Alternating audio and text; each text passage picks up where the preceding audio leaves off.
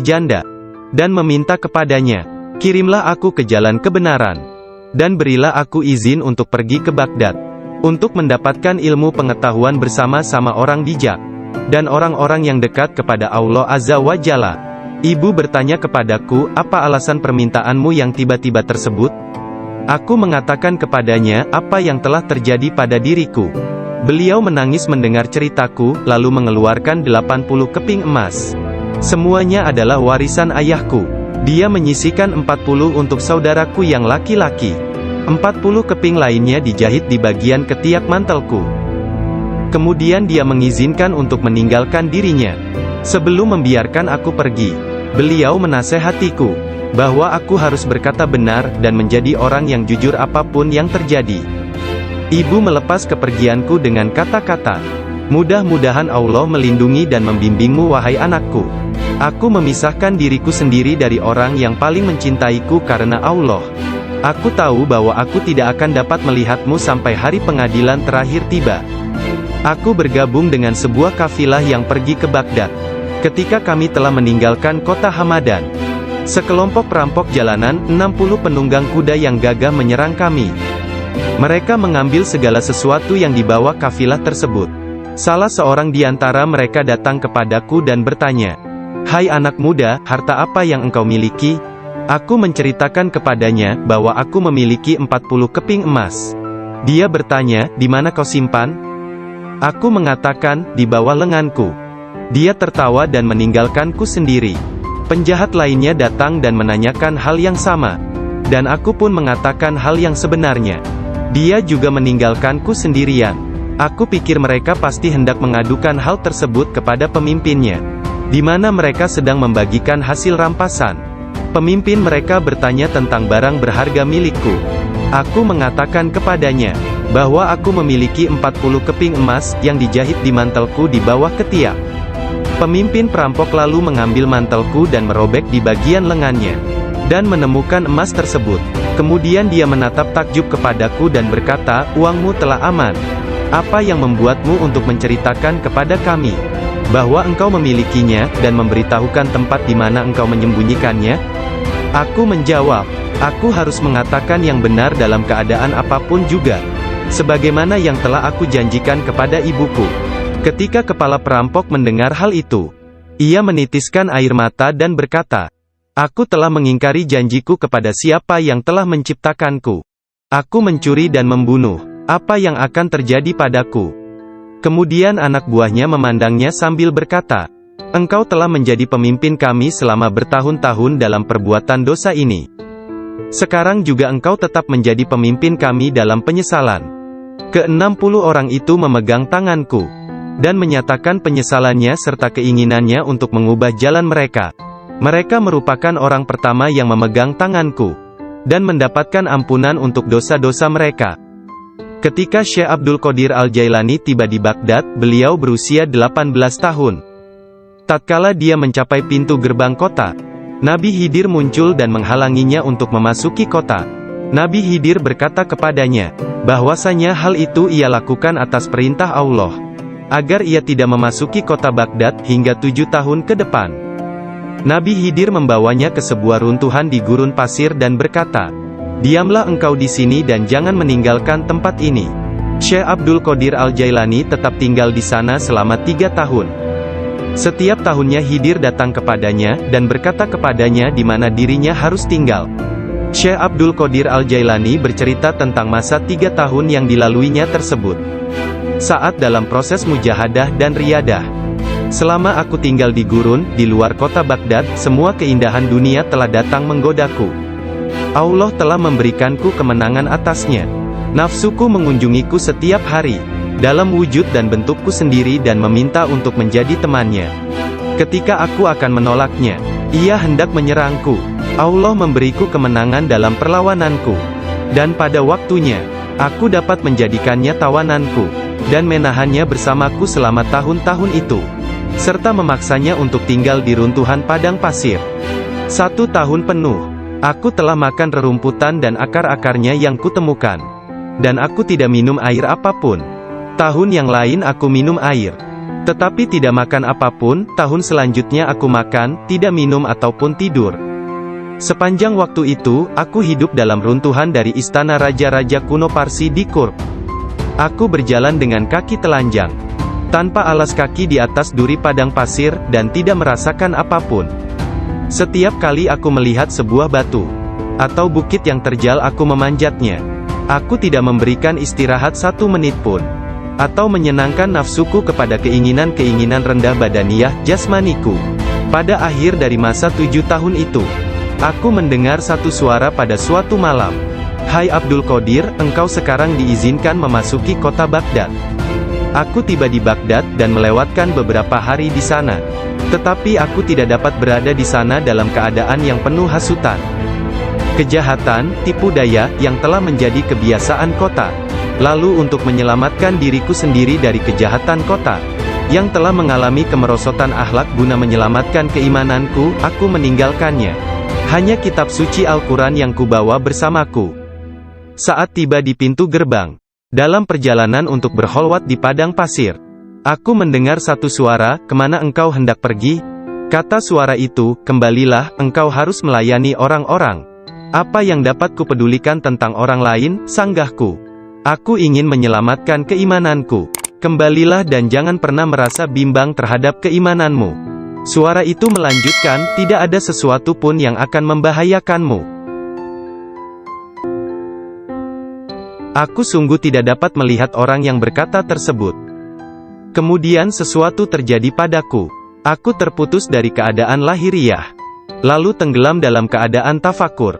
Sampai hari berikutnya, aku memusatkan pikiran pada sebuah harapan dan berdoa kepada Allah, agar Dia membukakan selubung untukku, sehingga aku tahu apa yang harus aku lakukan.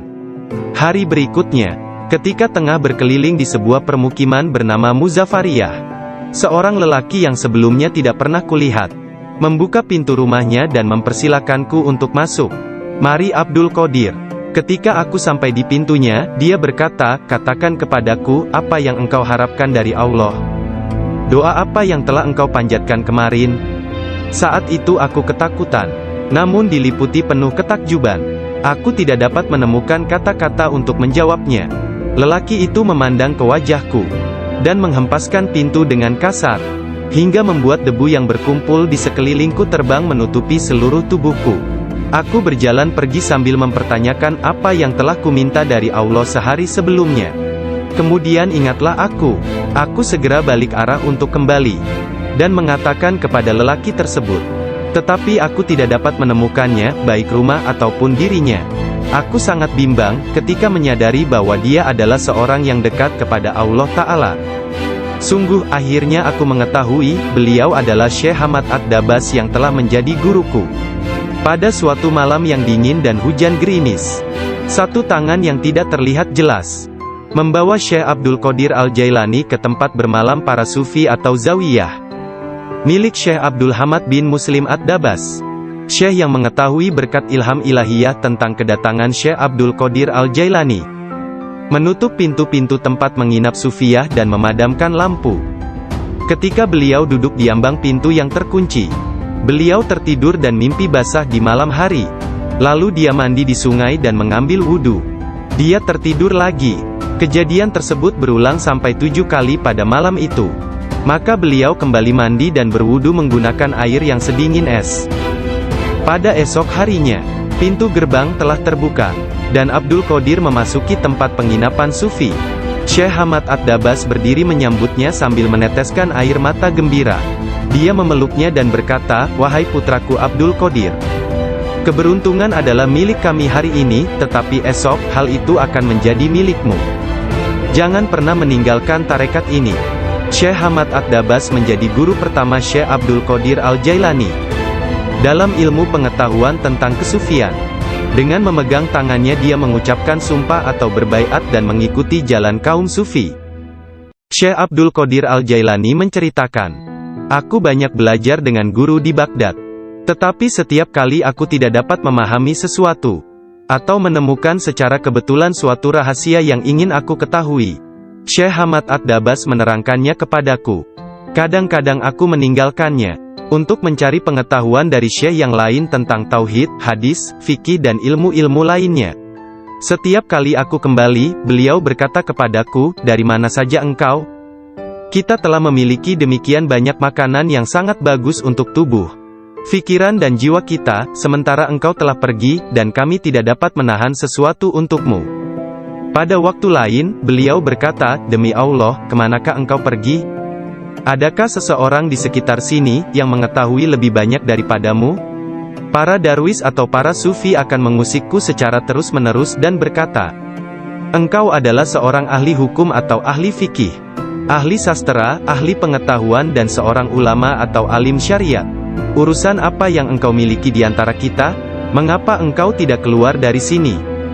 Syekh Hamad Ad-Dabas memarahi mereka dan berkata, "Betapa memalukan kalian ini. Aku bersumpah bahwa tidak ada seorang pun seperti dia di antara kalian. Tidak ada seorang pun di antara kalian yang akan naik di atas jari kakinya. Jika kalian berpikir aku kasar terhadapnya dan engkau meniruku, aku melakukannya untuk membawanya kepada kesempurnaan dan mengujinya.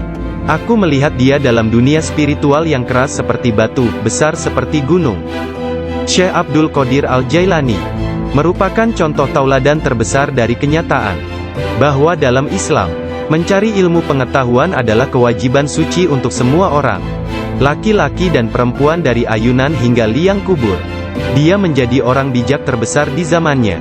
Dia menghafal Al-Quran Al-Karim dan mempelajari penafsirannya dari Ali Abul Wafa Al-Kail, Abu Hatab Mahfuz, dan Abul Hasan Muhammad Al-Qadi. Menurut beberapa sumber, Abdul Qadir Al-Jailani belajar dengan Qadi Abu Said Al-Mubarak bin Muharrami, ulama terbesar pada zamannya di Baghdad. Meskipun telah mempelajari ilmu-ilmu pengetahuan tentang jalan mistik dari Syekh Hamad Ad-Dabas, dan memasuki jalan tasawuf melalui tangannya, namun Syekh Abdul Qadir Al-Jailani telah diberi hirkah, jubah kesufian, sebagai simbol dari jubah Rasulullah oleh Qadi Abu Said. Garis silsilah ijazah spiritual dari Qadi Abu Said Al-Mubarak bin Ali Al-Muharrami, melalui Syekh Abu Hasan Ali bin Muhammad Al-Qurashi, dari Abul Faraj At-Tursusi dari At-Tamimi, dari Syekh Abu Bakar As-Shibli dari Abul Qasim Al-Junaid, dari Sari As-Sakati dari Ma'ruf Al-Karhi, dari Dawud At-Tayyah dari Habib Al-Jami, dari Hasan Al-Basri dari Imam Ali bin Abi Talib. Imam Ali menerima hirkah, jubah kesufian, dari tangan mulia Nabi Muhammad kekasih Allah, Tuhan semesta alam, dan beliau menerimanya dari malaikat utama Jibril alaihi salam, yang menerimanya dari kebenaran Tuhan, Allah Azza wa Jalla. Seseorang bertanya kepada Syekh Abdul Qadir Al-Jailani, apakah yang dia terima dari Allah Ta'ala? Beliau menjawab, tingkah laku dan pengetahuan yang baik. Qadi Abu Said Al-Muharrami berkata, sesungguhnya Abdul Qadir Al-Jailani menerima hirkah dari tanganku, tetapi aku juga menerima hirkah dari tangannya. Qadi Abu Said Al-Muharrami mengajar di sebuah madrasah miliknya sendiri, di Babul Az di Baghdad. Kemudian dia memberikan madrasah tersebut kepada Syekh Abdul Qadir Al-Jailani, yang mulai mengajar di sana. Syekh Abdul Qadir Al-Jailani telah berusia 50 tahun lebih pada waktu itu. Kata-kata dan ucapannya mempesona dan menakjubkan, sehingga menggugah hati orang-orang yang mendengarnya. Para murid dan jemaahnya semakin berkembang pesat dalam jumlah yang banyak, sehingga tidak ada tempat, baik di dalam ataupun di sekitar madrasah tersebut, untuk menampung para pengikutnya. Syekh Abdul Qadir Al-Jailani berkata mengenai permulaan mengajarnya, pada suatu pagi aku melihat Rasulullah, beliau bertanya kepadaku, mengapa engkau tidak berbicara? Aku berkata, aku adalah orang Persia, bagaimana aku dapat berbicara dengan bahasa Arab yang indah dari Baghdad? Buka mulutmu, beliau berkata, dan kulakukan perintah beliau. Nabi Muhammad lantas meniup nafasnya ke mulutku 7 kali. Lalu berkata, pergilah, tunjukilah umat manusia, dan ajaklah mereka kepada jalan Tuhanmu, dengan bijak dan kata-kata indah. Aku menjalankan sholat zuhur, dan aku melihat orang telah ramai sedang menungguku berbicara. Ketika melihat mereka, aku menjadi gembira, namun lidahku seakan-akan terkunci. Kemudian aku melihat Imam Ali bin Abi Talib yang diberkati. Dia mendatangiku dan memintaku untuk membuka mulut. Kemudian meniupkan nafasnya sendiri ke dalam mulutku sebanyak 6 kali. Aku bertanya, mengapa Anda tidak melakukannya sebanyak 7 kali, seperti yang dilakukan Rasulullah? Sayyidina Ali berkata, karena rasa hormatku kepada Rasulullah. Kemudian Sayyidina Ali pun menghilang. Dari mulutku yang terbuka, keluarlah kata-kata, sesungguhnya fikiran adalah juru selam.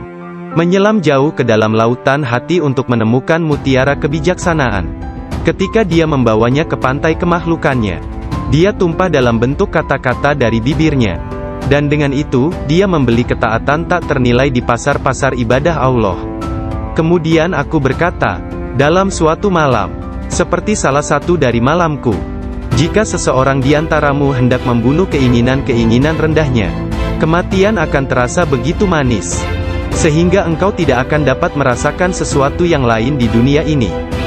Sejak saat itu, walau bagaimanapun keadaannya, sekalipun bangun atau tidur, aku tetap mempertahankan tugasku mengajar. Banyak sekali pengetahuan tentang keimanan dan agama dalam diriku. Jika tidak berbicara dan menuangkannya keluar, aku akan merasakan bahwa hal itu akan menenggelamkan diriku. Ketika pertama kali mengajar, aku hanya mempunyai 2 atau 3 orang murid saja. Ketika mereka mendengarku, jumlah mereka bertambah menjadi 70.000 orang. Madrasahnya maupun lingkungan di sekitarnya tidak dapat menampung para pengikutnya.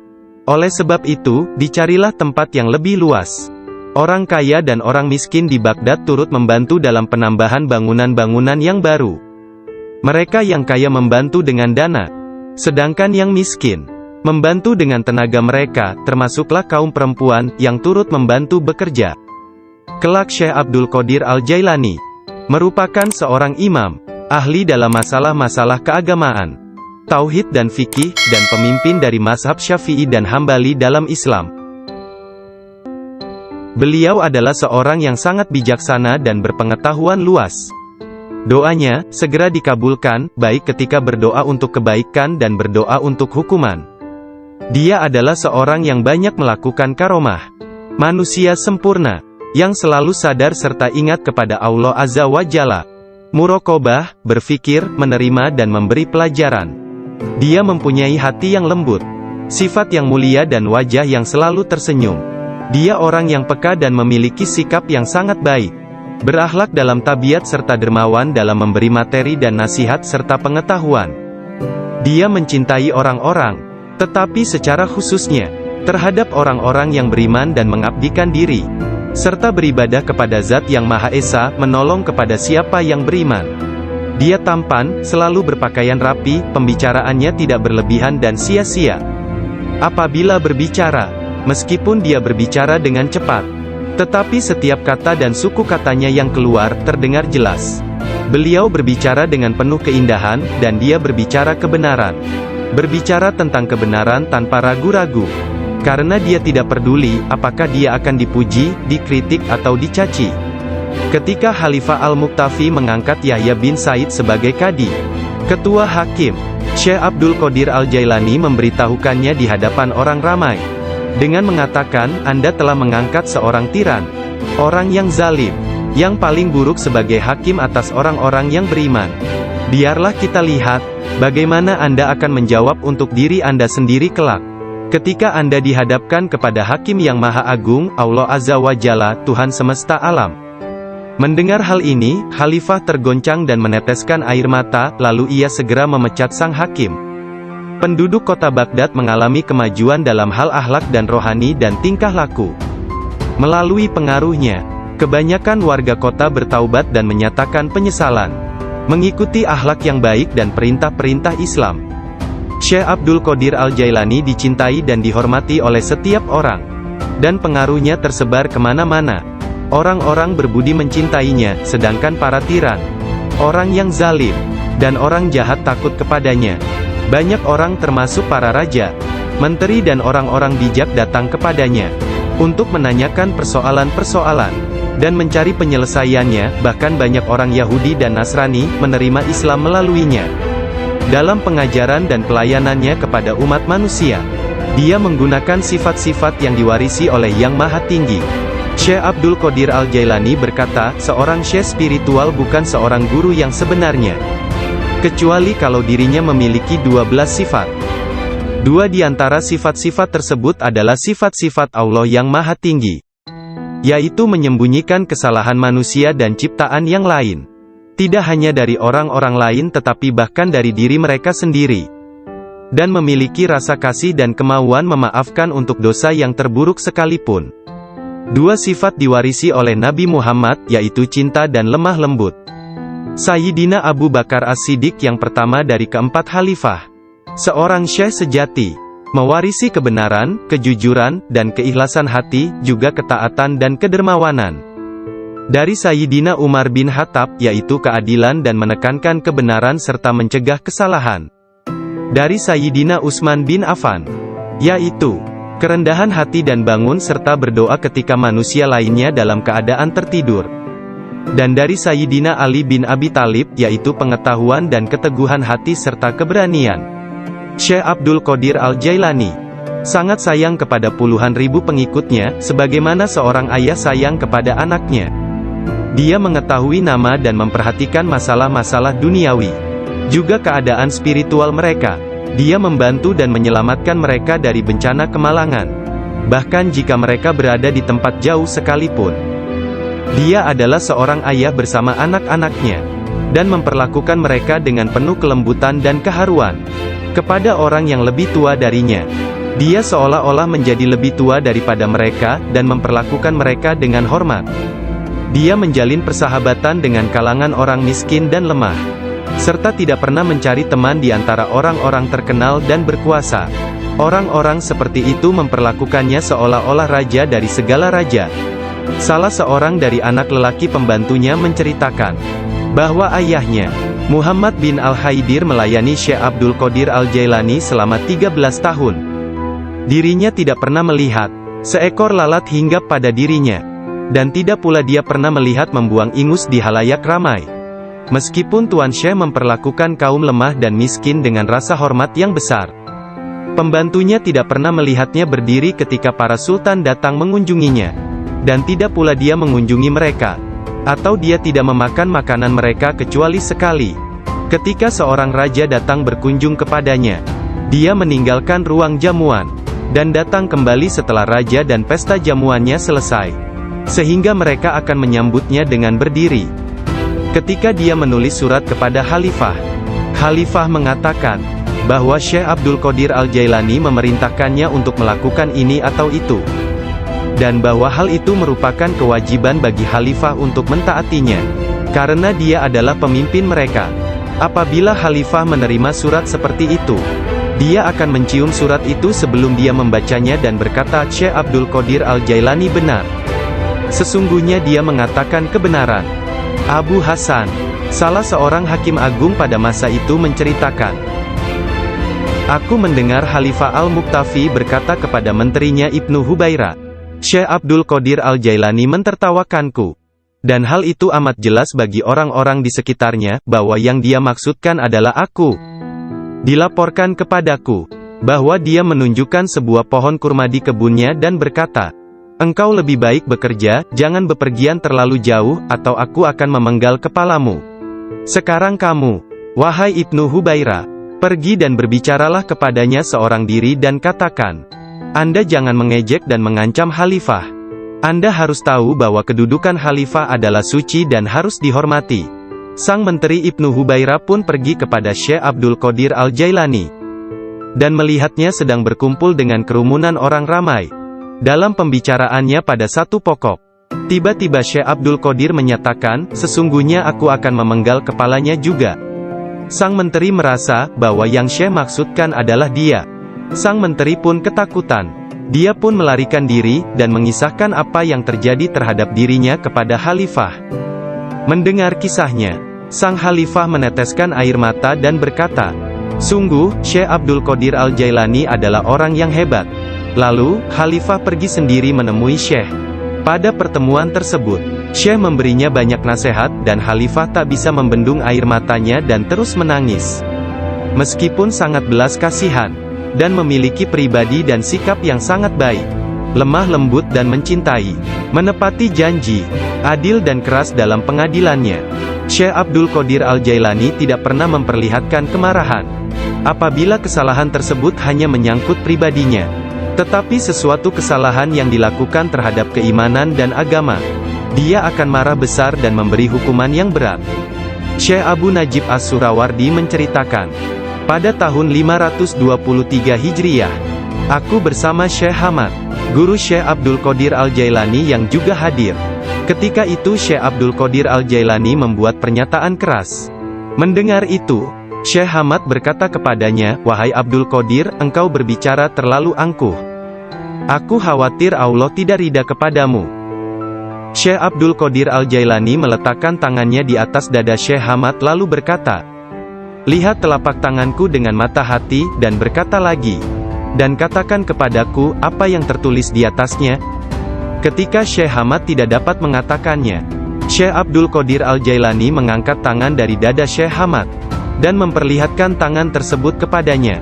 Di atasnya tertulis tulisan bercahaya, yakni, dia menerima 70 janji dari Allah, bahwa dia tidak akan pernah dikecewakan. Syekh Hamad melihatnya. Dia berkata, tidak akan pernah ada yang mampu keberatan pada orang yang diberkati dengan janji ilahiyah seperti itu.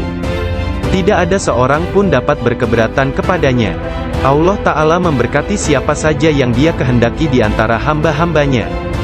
Syekh Abdul Qadir Al-Jailani sering berkata, tidak ada seorang pun di antara muridku akan mati, sebelum mereka taubat penuh penyesalan. Mereka semua akan mati sebagai hamba-hamba Allah yang beriman. Masing-masing di antara pengikutku akan menyelamatkan 7 orang saudaranya yang berdosa dari api neraka.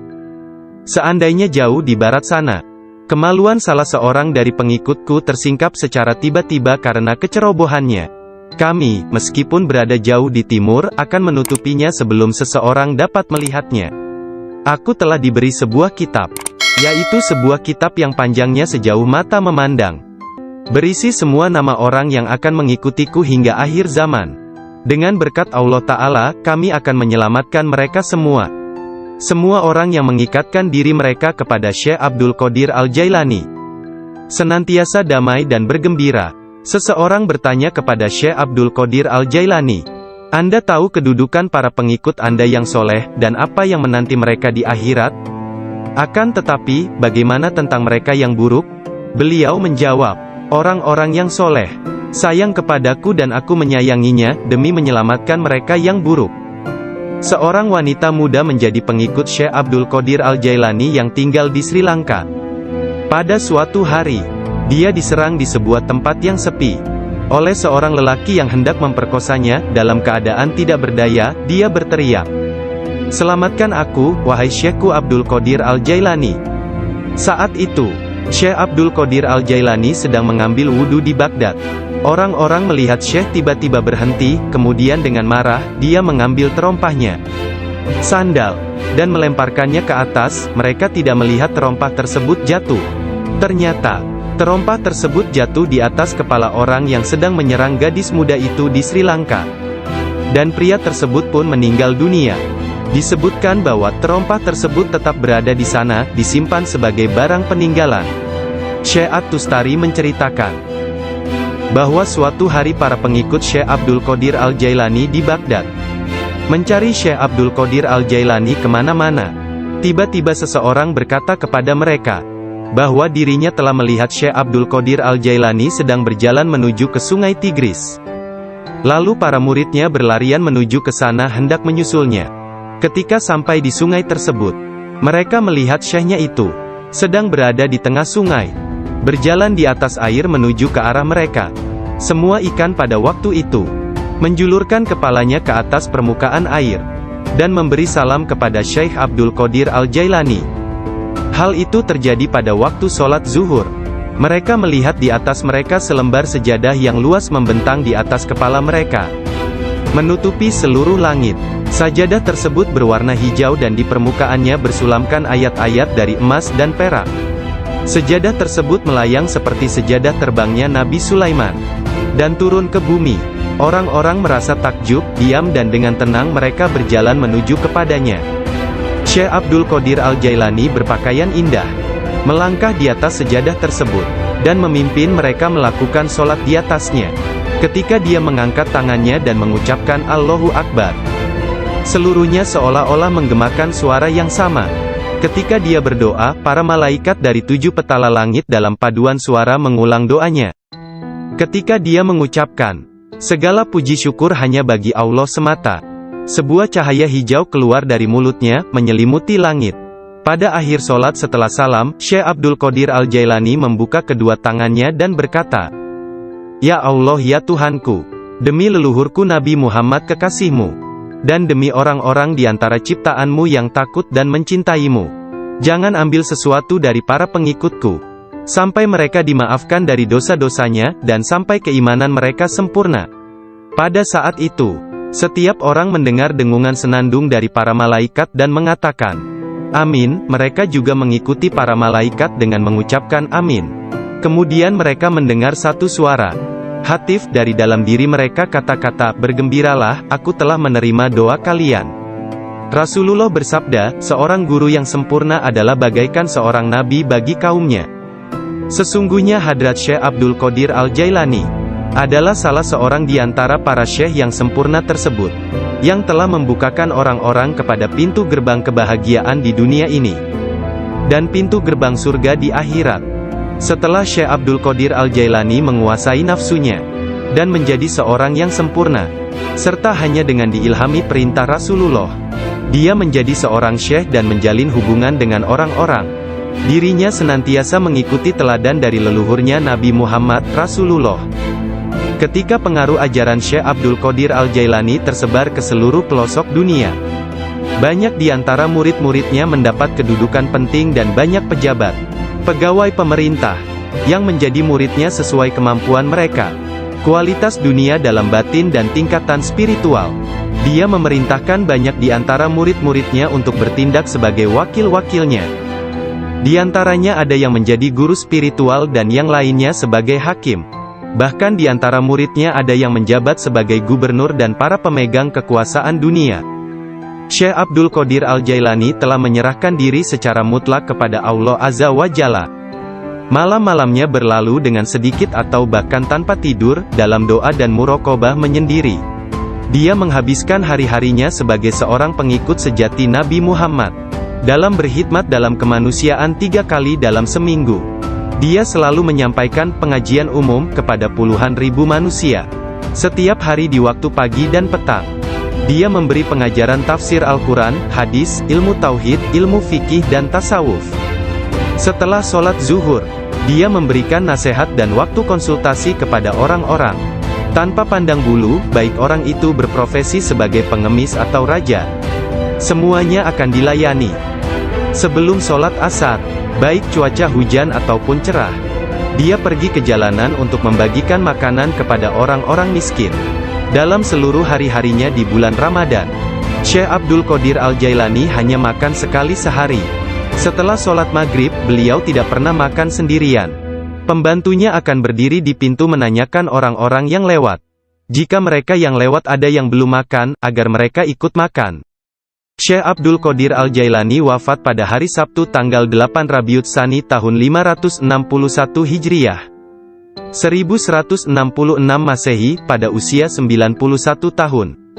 Makamnya yang berada di Madrasah Babut Darajah di kota Baghdad, Irak, menjadi tempat penting dari kunjungan para penziarah kaum sufi dan semua muslim. Ketika mengidap penyakit yang mengantarkannya pada kewafatannya itu, salah seorang anak lelakinya yaitu Abdul Aziz melihat bahwa dia menderita sakit yang luar biasa, meregang dan menggulingkan tubuh di tempat tidurnya. Jangan mencemaskanku, Syekh berkata kepada putranya. Aku berbalik dan berbalik lagi dalam pengetahuan Allah Azza wa Jalla. Ketika anak lelakinya yang lain, yakni Abdul Jabbar, bertanya kepadanya tentang rasa sakitnya, dia berkata, semua tubuhku terasa sakit kecuali hatiku. Tidak ada rasa sakit di sini karena hati ini bersama Allah. Anak lelakinya yang lain, yaitu Abdul Wahab, berkata kepadanya, berilah aku beberapa nasihat tentang apa yang harus dilakukan setelah engkau meninggalkan dunia ini. Dia berkata, takutlah kepada Allah dan tiada sesuatu pun yang lain. Berharaplah dari Allah dan percayakan seluruh kebutuhanmu kepadanya. Tidak mengharap dan menginginkan apapun kecuali Dia. menyandarkan diri kepada Allah dan tidak kepada sesuatu yang lain. Bersatu dengannya, bersatu dengannya, bersatu dengannya. Sebelum meninggal dunia, Syekh Abdul Qadir Al-Jailani melihat sekeliling dan berkata kepada orang-orang yang hadir, "Telah datang di hadapanku selain kalian. Makhluk lain yang kalian tidak melihatnya telah datang kepadaku. Persiapkan ruangan dan berlaku sopan santunlah kepada mereka." Yakni menghormati kehadiran para malaikat yang tidak dapat dilihat. "Aku adalah biji tanpa kulit. Kalian melihatku bersama kalian. Sementara aku dengan seseorang yang lain, sebaiknya kalian meninggalkanku sekarang." Kemudian dia berkata, "Wahai malaikat pencabut nyawa, aku tidak takut kepadamu, tidak juga kepada sesuatu pun yang lain. Kecuali hanya kepada Allah, yang telah menemaniku dan bermurah hati kepadaku." Pada saat terakhir, dia mengangkat tangan dan berkata, "Tiada Tuhan selain Allah dan Muhammad adalah Rasul-Nya. Kemuliaan hanya bagi Allah yang Maha Agung, yang hidup abadi. Kemuliaan hanya milik-Nya, yang Maha Kuasa, yang menguasai hamba-hambanya dengan kematian." Kemudian dia mengeluarkan seruan yang keras dan berkata, "Allah, Allah, Allah." Dan ruhnya yang mulia serta diberkati meninggalkan jasadnya. Maka wafatlah kekasih Allah menghadap keharibaan. Nama lengkap Syekh Abdul Qadir Al-Jailani berikut nasab dari pihak ayah. Adalah Abu Muhammad Abdul Qadir bin Abu Sahih Musa bin Janka Dausat, Janki Doasti, bin Abdullah, bin Yahya Az-Zahid bin Muhammad bin Dawud, bin Musa bin Abdullah bin Musa Al-Juni bin Abdullah bin Al-Mahdi, bin Hasan Al-Musana bin Hasan bin Ali bin Abi Talib dan Fatimah Az-Zahra. Silsilah nasab Syekh Abdul Qadir Al-Jailani bersambung kepada Nabi Muhammad Rasulullah. Dari putri beliau yang bernama Sayyidah Fatimah Az-Zahra, istri Sayyidina Ali bin Abi Talib. Adapun silsilah dari ibunya, adalah Abdul Qadir bin Fatimah binti Abdullah, bin Abu Jamaluddin bin Tahir bin Abdullah bin Kamaluddin Isa, bin Muhammad Al-Jawad bin Ali Ar-Rida bin Musa Al-Kazim, bin Jafar As-Sadiq bin Muhammad Al-Bakir bin Ali Zainul Abidin, bin Husain bin Ali bin Abi Talib. Sepanjang masa bayinya, Syekh Abdul Qadir Jailani tidak pernah makan selama bulan puasa.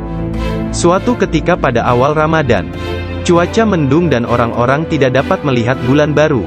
Tidak tahu apakah bulan Ramadan sesungguhnya telah masuk atau belum. Mereka datang kepada Ummul Khair Fatimah, ibunda Syekh Abdul Qadir, dan menanyakan apakah si anak sudah makan hari itu. Karena dia belum makan, mereka menetapkan bahwa puasa telah dimulai. Abdul Qadir Al-Jailani menceritakan, "Ketika kecil, setiap hari aku selalu didatangi seorang malaikat dalam bentuk pemuda tampan. Dia berjalan bersamaku dari rumah ke madrasah, dan membuat anak-anak lain di dalam kelas memberiku tempat di barisan pertama. Dia tinggal bersamaku sepanjang hari dan kemudian membawaku pulang ke rumah. Dalam sehari, aku belajar lebih banyak daripada murid lain yang belajar dalam 1 minggu. Awalnya aku tidak tahu siapa dia. Suatu hari, aku bertanya kepadanya, dan dia berkata, 'Aku salah satu malaikat Allah. Dia mengirim dan memerintahku untuk bersamamu selama engkau belajar.' Beliau kembali menceritakan mengenai masa kanak-kanaknya. Dia berkata, 'Setiap kali ingin pergi bermain dengan anak-anak lain, aku mendengar satu suara berkata, "Datanglah kepadaku sebagai gantinya, wahai orang yang diberkati. Datanglah kepadaku." Dalam keadaan ketakutan, aku pergi dan mencari ketenangan di balik lengan ibuku. Sekarang, bahkan dalam ketaatan penuh dan halwat yang panjang, aku tidak dapat mendengar dengan jelas suara tersebut." Ketika Abdul Qadir Al-Jailani ditanya oleh seseorang, apa kuncinya yang membawa dirinya pada tingkatan spiritual yang tinggi, beliau berkata, "Kejujuran yang telah aku janjikan kepada ibuku." Abdul Qadir Al-Jailani menceritakannya sebagai berikut. Suatu hari, malam Aidul Adha, aku pergi ke ladang kami untuk membantu menggarap tanah. Semasa aku berjalan di belakang lembu jantan, dia memalingkan kepalanya dan memandangku seraya berkata, "Engkau tidak diciptakan untuk pekerjaan ini." Sungguh, aku sangat ketakutan dan berlari ke rumah dan memanjat ke atap rumah petak bertingkat. Ketika melihat keluar, tiba-tiba aku melihat para jemaah haji sedang berkumpul wukuf di Padang Arafah, di Arabia, tepat di depanku. Lalu aku segera pergi menemui ibuku, yang waktu itu sudah menjadi janda, dan meminta kepadanya Kirimlah aku ke jalan kebenaran. Dan berilah aku izin untuk pergi ke Baghdad. Untuk mendapatkan ilmu pengetahuan bersama-sama orang bijak. Dan orang-orang yang dekat kepada Allah Azza wa Jalla. Ibu bertanya kepadaku, apa alasan permintaanmu yang tiba-tiba tersebut? Aku mengatakan kepadanya, apa yang telah terjadi pada diriku. Beliau menangis mendengar ceritaku, lalu mengeluarkan 80 keping emas. Semuanya adalah warisan ayahku. Dia menyisihkan 40 untuk saudaraku yang laki-laki. 40 keping lainnya dijahit di bagian ketiak mantelku. Kemudian dia mengizinkan untuk meninggalkan dirinya. Sebelum membiarkan aku pergi, beliau menasehatiku, bahwa aku harus berkata benar, dan menjadi orang yang jujur apapun yang terjadi. Ibu melepas kepergianku dengan kata-kata, mudah-mudahan Allah melindungi dan membimbingmu wahai anakku. Aku memisahkan diriku sendiri dari orang yang paling mencintaiku karena Allah. Aku tahu bahwa aku tidak akan dapat melihatmu sampai hari pengadilan terakhir tiba. Aku bergabung dengan sebuah kafilah yang pergi ke Baghdad. Ketika kami telah meninggalkan kota Hamadan, sekelompok perampok jalanan, 60 penunggang kuda yang gagah menyerang kami. Mereka mengambil segala sesuatu yang dibawa kafilah tersebut.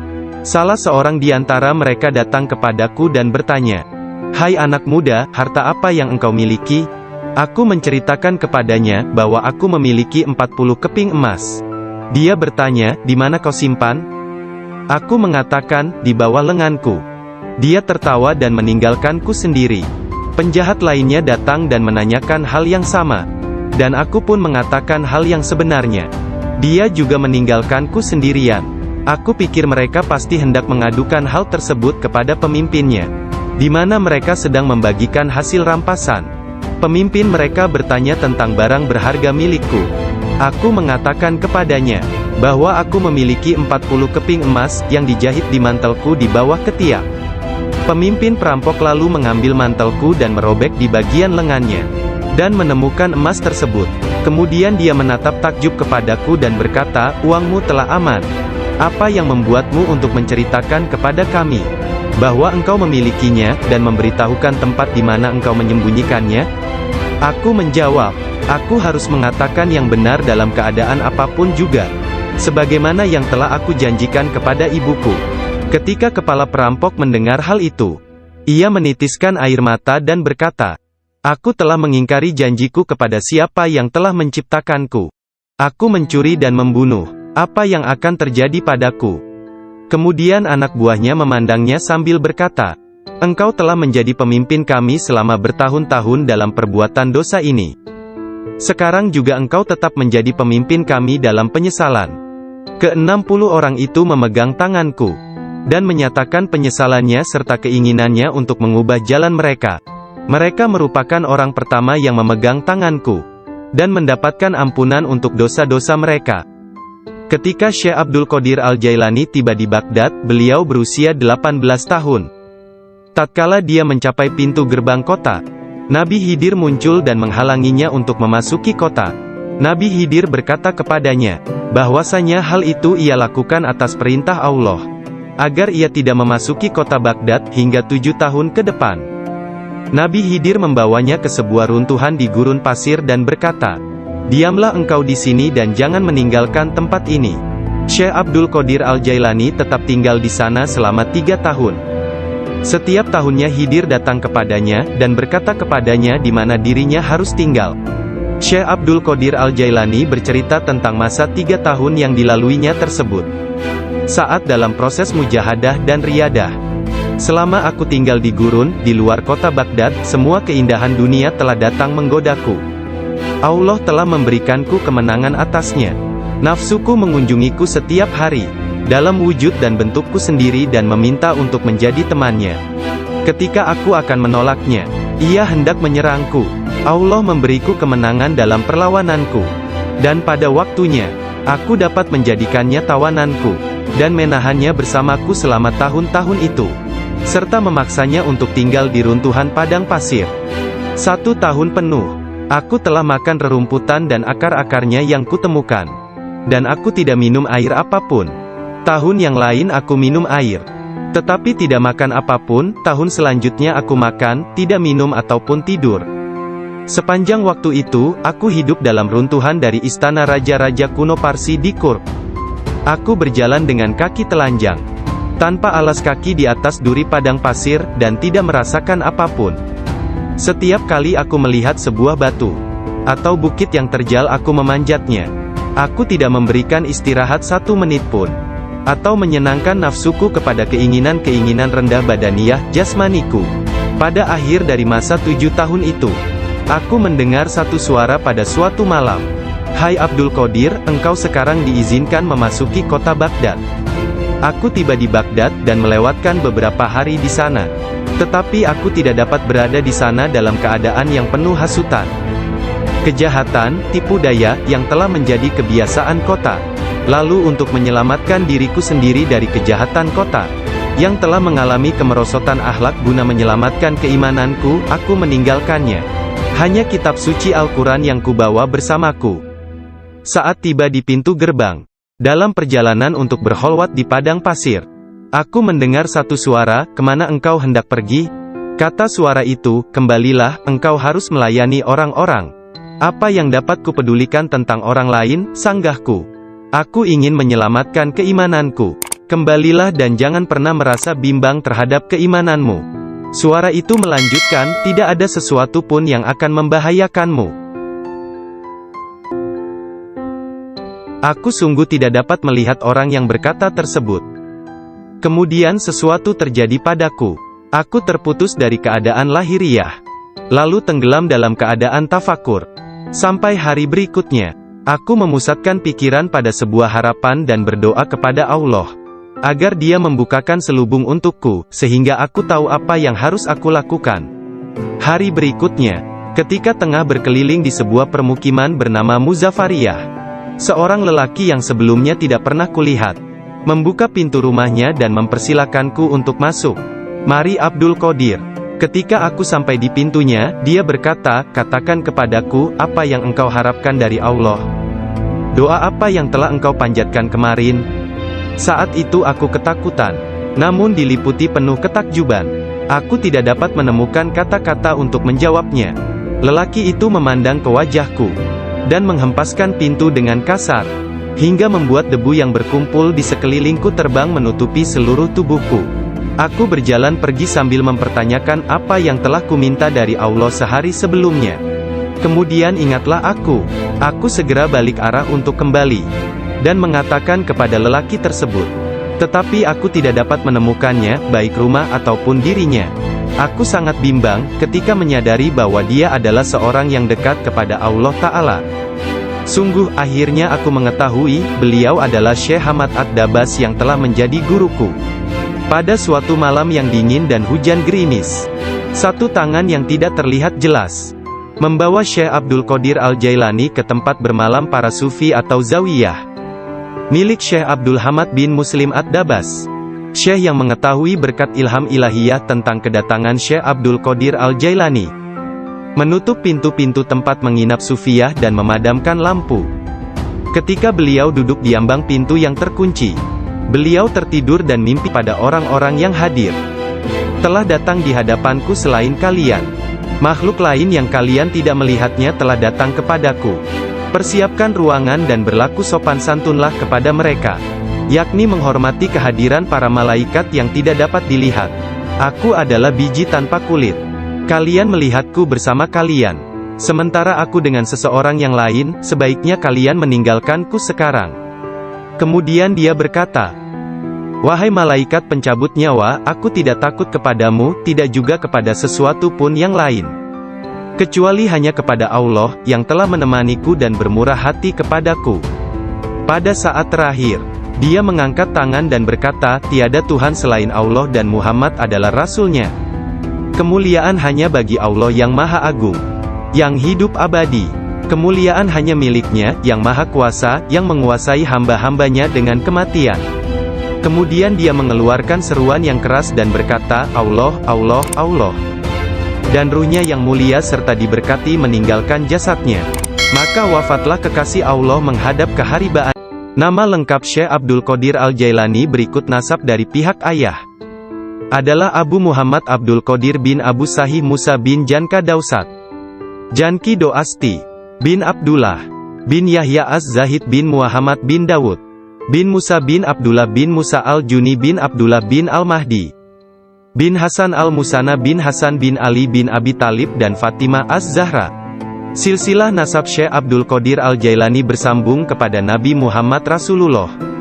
Dari putri beliau yang bernama Sayyidah Fatimah Az-Zahra, istri Sayyidina Ali bin Abi Talib.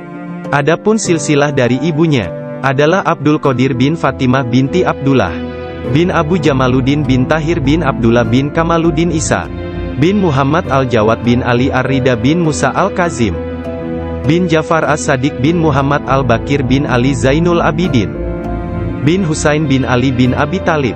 Sepanjang masa bayinya, Syekh Abdul Qadir Jailani tidak pernah makan selama bulan puasa. Suatu ketika pada awal Ramadan, cuaca mendung dan orang-orang tidak dapat melihat bulan baru. Tidak tahu apakah bulan Ramadan sesungguhnya telah masuk atau belum. Mereka datang kepada Ummul Khair Fatimah, ibunda Syekh Abdul Qadir, dan menanyakan apakah si anak sudah makan hari itu. Karena dia belum makan, mereka menetapkan bahwa puasa telah dimulai. Abdul Qadir Al-Jailani menceritakan, ketika kecil, setiap hari aku selalu didatangi seorang malaikat dalam bentuk pemuda tampan. Dia berjalan bersamaku dari rumah ke madrasah, dan membuat anak-anak lain di dalam kelas memberiku tempat di barisan pertama. Dia tinggal bersamaku sepanjang hari dan kemudian membawaku pulang ke rumah. Dalam sehari, aku belajar lebih banyak daripada murid lain yang belajar dalam 1 minggu. Awalnya aku tidak tahu siapa dia. Suatu hari, aku bertanya kepadanya, dan dia berkata, "Aku salah satu malaikat Allah. Dia mengirim dan memerintahku untuk bersamamu selama engkau belajar." Beliau kembali menceritakan mengenai masa kanak-kanaknya. Dia berkata, "Setiap kali ingin pergi bermain dengan anak-anak lain, aku mendengar satu suara berkata, 'Datanglah kepadaku sebagai gantinya, wahai orang yang diberkati. Datanglah kepadaku.' Dalam keadaan ketakutan, aku pergi dan mencari ketenangan di balik lengan ibuku. Sekarang, bahkan dalam ketaatan penuh dan halwat yang panjang, aku tidak dapat mendengar dengan jelas suara tersebut." Ketika Abdul Qadir Al-Jailani ditanya oleh seseorang, apa kuncinya yang membawa dirinya pada tingkatan spiritual yang tinggi, beliau berkata, "Kejujuran yang telah aku janjikan kepada ibuku." Abdul Qadir Al-Jailani menceritakannya sebagai berikut. Suatu hari, malam Idul Adha, aku pergi ke ladang kami untuk membantu menggarap tanah. Semasa aku berjalan di belakang lembu jantan, dia memalingkan kepalanya dan memandangku seraya berkata, "Engkau tidak diciptakan untuk pekerjaan ini." Sungguh, aku sangat ketakutan dan berlari ke rumah dan memanjat ke atap rumah petak bertingkat. Ketika melihat keluar, tiba-tiba aku melihat para jemaah haji sedang berkumpul wukuf di Padang Arafah di Arabia, tepat di depanku. Lalu aku segera pergi menemui ibuku, yang waktu itu sudah menjadi janda, dan meminta kepadanya, "Kirimlah aku ke jalan kebenaran, dan berilah aku izin untuk pergi ke Baghdad, untuk mendapatkan ilmu pengetahuan bersama-sama orang bijak, dan orang-orang yang dekat kepada Allah Azza wa Jalla." Ibu bertanya kepadaku, "Apa alasan permintaanmu yang tiba-tiba tersebut?" Aku mengatakan kepadanya, apa yang telah terjadi pada diriku. Beliau menangis mendengar ceritaku, lalu mengeluarkan 80 keping emas. Semuanya adalah warisan ayahku. Dia menyisihkan 40 untuk saudaraku yang laki-laki. 40 keping lainnya dijahit di bagian ketiak mantelku. Kemudian dia mengizinkan untuk meninggalkan dirinya. Sebelum membiarkan aku pergi, beliau menasehatiku bahwa aku harus berkata benar dan menjadi orang yang jujur apapun yang terjadi. Ibu melepas kepergianku dengan kata-kata, "Mudah-mudahan Allah melindungi dan membimbingmu wahai anakku. Aku memisahkan diriku sendiri dari orang yang paling mencintaiku karena Allah. Aku tahu bahwa aku tidak akan dapat melihatmu sampai hari pengadilan terakhir tiba." Aku bergabung dengan sebuah kafilah yang pergi ke Baghdad. Ketika kami telah meninggalkan kota Hamadan, sekelompok perampok jalanan, 60 penunggang kuda yang gagah menyerang kami. Mereka mengambil segala sesuatu yang dibawa kafilah tersebut. Salah seorang di antara mereka datang kepadaku dan bertanya, "Hai anak muda, harta apa yang engkau miliki?" Aku menceritakan kepadanya bahwa aku memiliki 40 keping emas. Dia bertanya, "Di mana kau simpan?" Aku mengatakan, "Di bawah lenganku." Dia tertawa dan meninggalkanku sendiri. Penjahat lainnya datang dan menanyakan hal yang sama. Dan aku pun mengatakan hal yang sebenarnya. Dia juga meninggalkanku sendirian. Aku pikir mereka pasti hendak mengadukan hal tersebut kepada pemimpinnya, di mana mereka sedang membagikan hasil rampasan. Pemimpin mereka bertanya tentang barang berharga milikku. Aku mengatakan kepadanya bahwa aku memiliki 40 keping emas yang dijahit di mantelku di bawah ketiak. Pemimpin perampok lalu mengambil mantelku dan merobek di bagian lengannya, dan menemukan emas tersebut. Kemudian dia menatap takjub kepadaku dan berkata, "Uangmu telah aman. Apa yang membuatmu untuk menceritakan kepada kami bahwa engkau memilikinya, dan memberitahukan tempat di mana engkau menyembunyikannya?" Aku menjawab, "Aku harus mengatakan yang benar dalam keadaan apapun juga, sebagaimana yang telah aku janjikan kepada ibuku." Ketika kepala perampok mendengar hal itu, ia menitiskan air mata dan berkata, "Aku telah mengingkari janjiku kepada siapa yang telah menciptakanku. Aku mencuri dan membunuh. Apa yang akan terjadi padaku?" Kemudian anak buahnya memandangnya sambil berkata, "Engkau telah menjadi pemimpin kami selama bertahun-tahun dalam perbuatan dosa ini. Sekarang juga engkau tetap menjadi pemimpin kami dalam penyesalan." Ke-60 orang itu memegang tanganku, dan menyatakan penyesalannya serta keinginannya untuk mengubah jalan mereka. Mereka merupakan orang pertama yang memegang tanganku, dan mendapatkan ampunan untuk dosa-dosa mereka. Ketika Syekh Abdul Qadir Al-Jailani tiba di Baghdad, beliau berusia 18 tahun.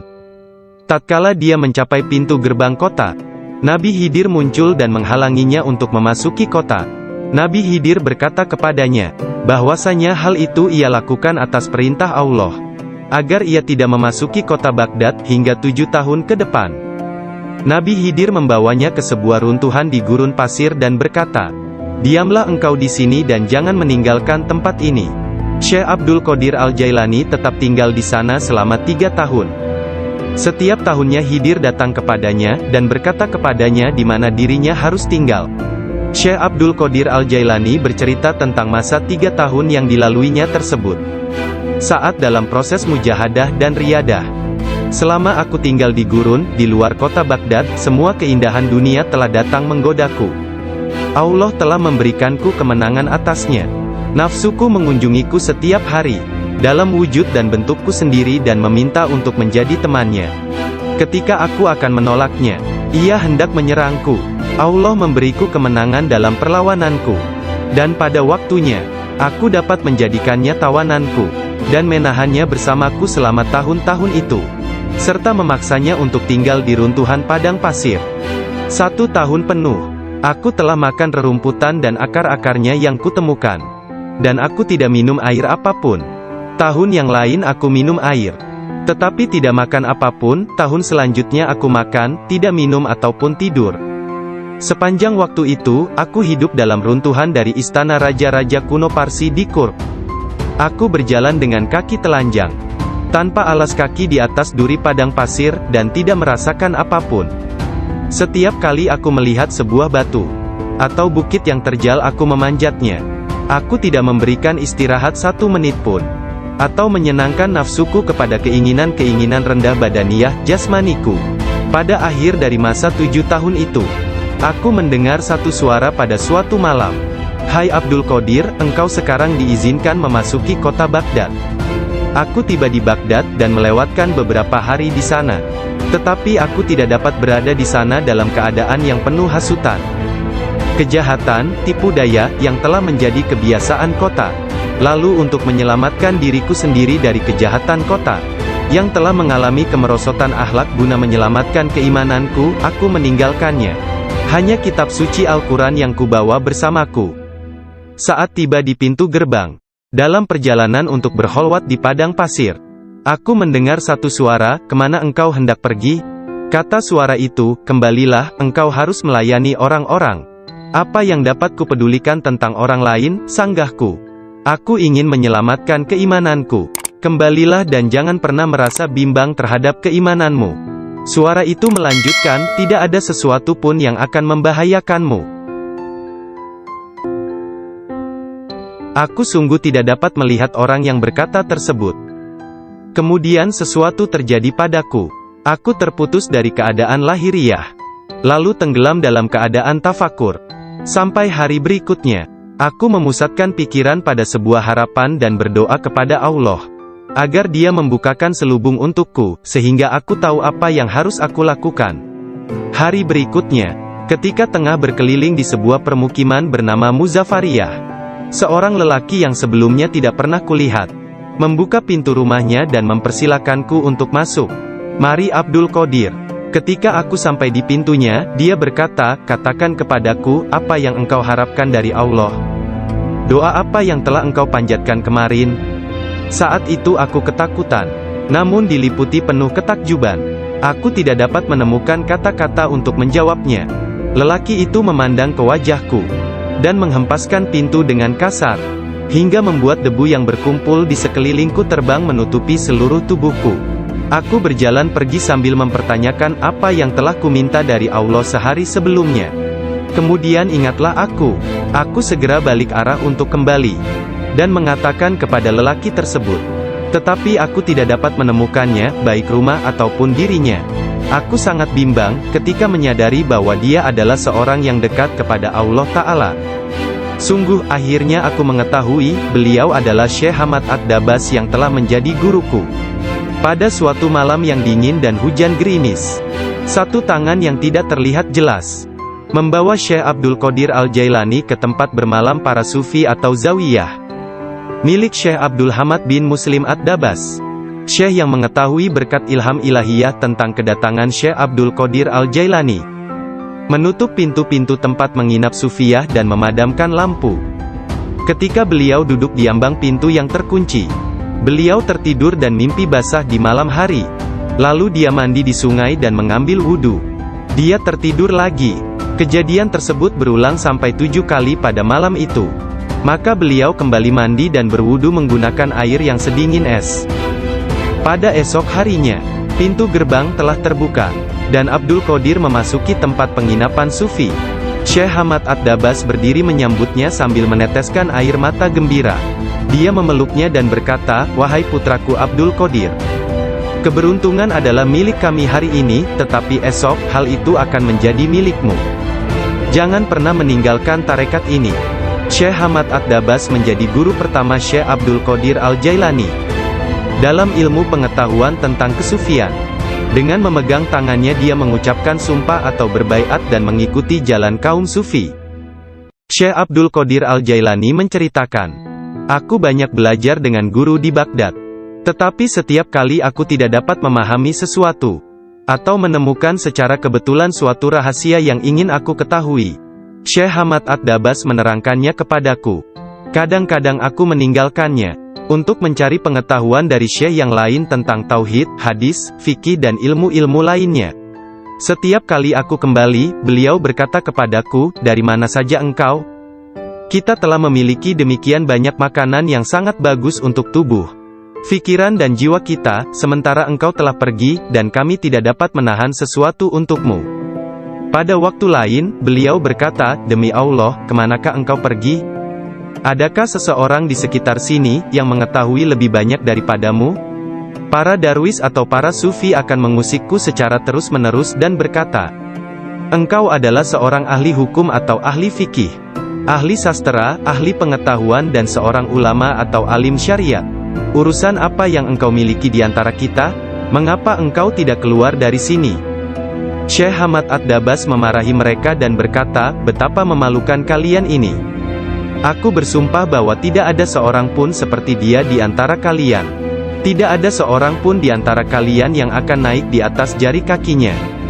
Jika kalian berpikir aku kasar terhadapnya dan engkau meniruku, aku melakukannya untuk membawanya kepada kesempurnaan dan mengujinya. Aku melihat dia dalam dunia spiritual yang keras seperti batu, besar seperti gunung." Syekh Abdul Qadir Al-Jailani merupakan contoh tauladan terbesar dari kenyataan bahwa dalam Islam, mencari ilmu pengetahuan adalah kewajiban suci untuk semua orang, laki-laki dan perempuan dari ayunan hingga liang kubur. Dia menjadi orang bijak terbesar di zamannya. Dia menghafal Al-Quran Al-Karim, dan mempelajari penafsirannya dari Ali Abul Wafa Al-Qail, Abu Hatab Mahfuz, dan Abul Hasan Muhammad Al-Qadi. Menurut beberapa sumber, Abdul Qadir Al-Jailani belajar dengan Qadi Abu Said Al-Mubarak bin Muharrami, ulama terbesar pada zamannya di Baghdad. Meskipun telah mempelajari ilmu-ilmu pengetahuan tentang jalan mistik dari Syekh Hamad Ad-Dabas, dan memasuki jalan tasawuf melalui tangannya, namun Syekh Abdul Qadir Al-Jailani telah diberi hirkah, jubah kesufian, sebagai simbol dari jubah Rasulullah oleh Qadi Abu Said. Garis silsilah ijazah spiritual dari Qadi Abu Said Al-Mubarak bin Ali Al-Muharrami, melalui Syekh Abu Hasan Ali bin Muhammad Al-Qurashi, dari Abul Faraj At-Tursusi dari At-Tamimi, dari Syekh Abu Bakar As-Shibli dari Abul Qasim Al-Junaid, dari Sari As-Sakati dari Ma'ruf Al-Karhi, dari Dawud At-Tayyah dari Habib Al-Jami, dari Hasan Al-Basri dari Imam Ali bin Abi Talib.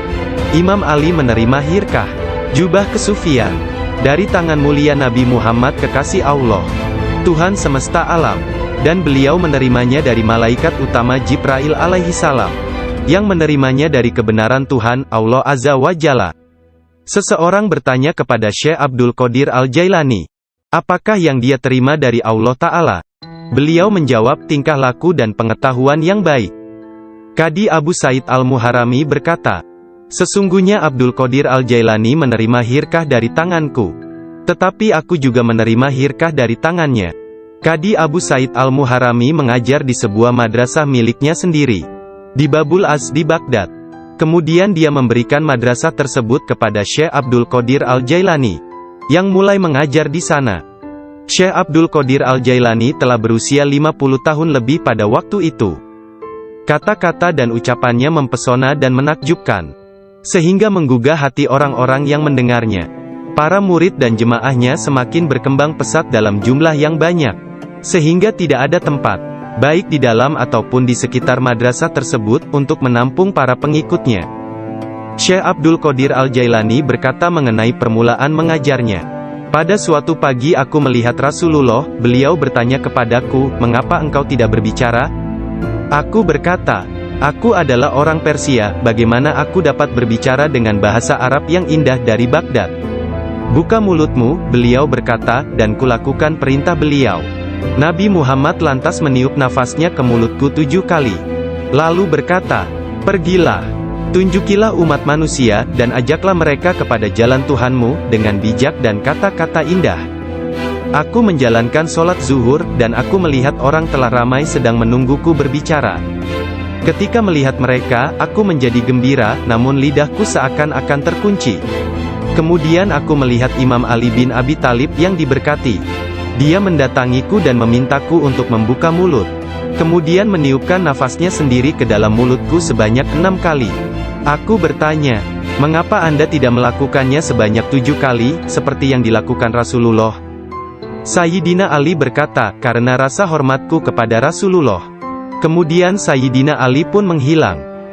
Dari mulutku yang terbuka, keluarlah kata-kata, sesungguhnya fikiran adalah juru selam, menyelam jauh ke dalam lautan hati untuk menemukan mutiara kebijaksanaan. Ketika dia membawanya ke pantai kemakhlukannya, dia tumpah dalam bentuk kata-kata dari bibirnya. Dan dengan itu, dia membeli ketaatan tak ternilai di pasar-pasar ibadah Allah.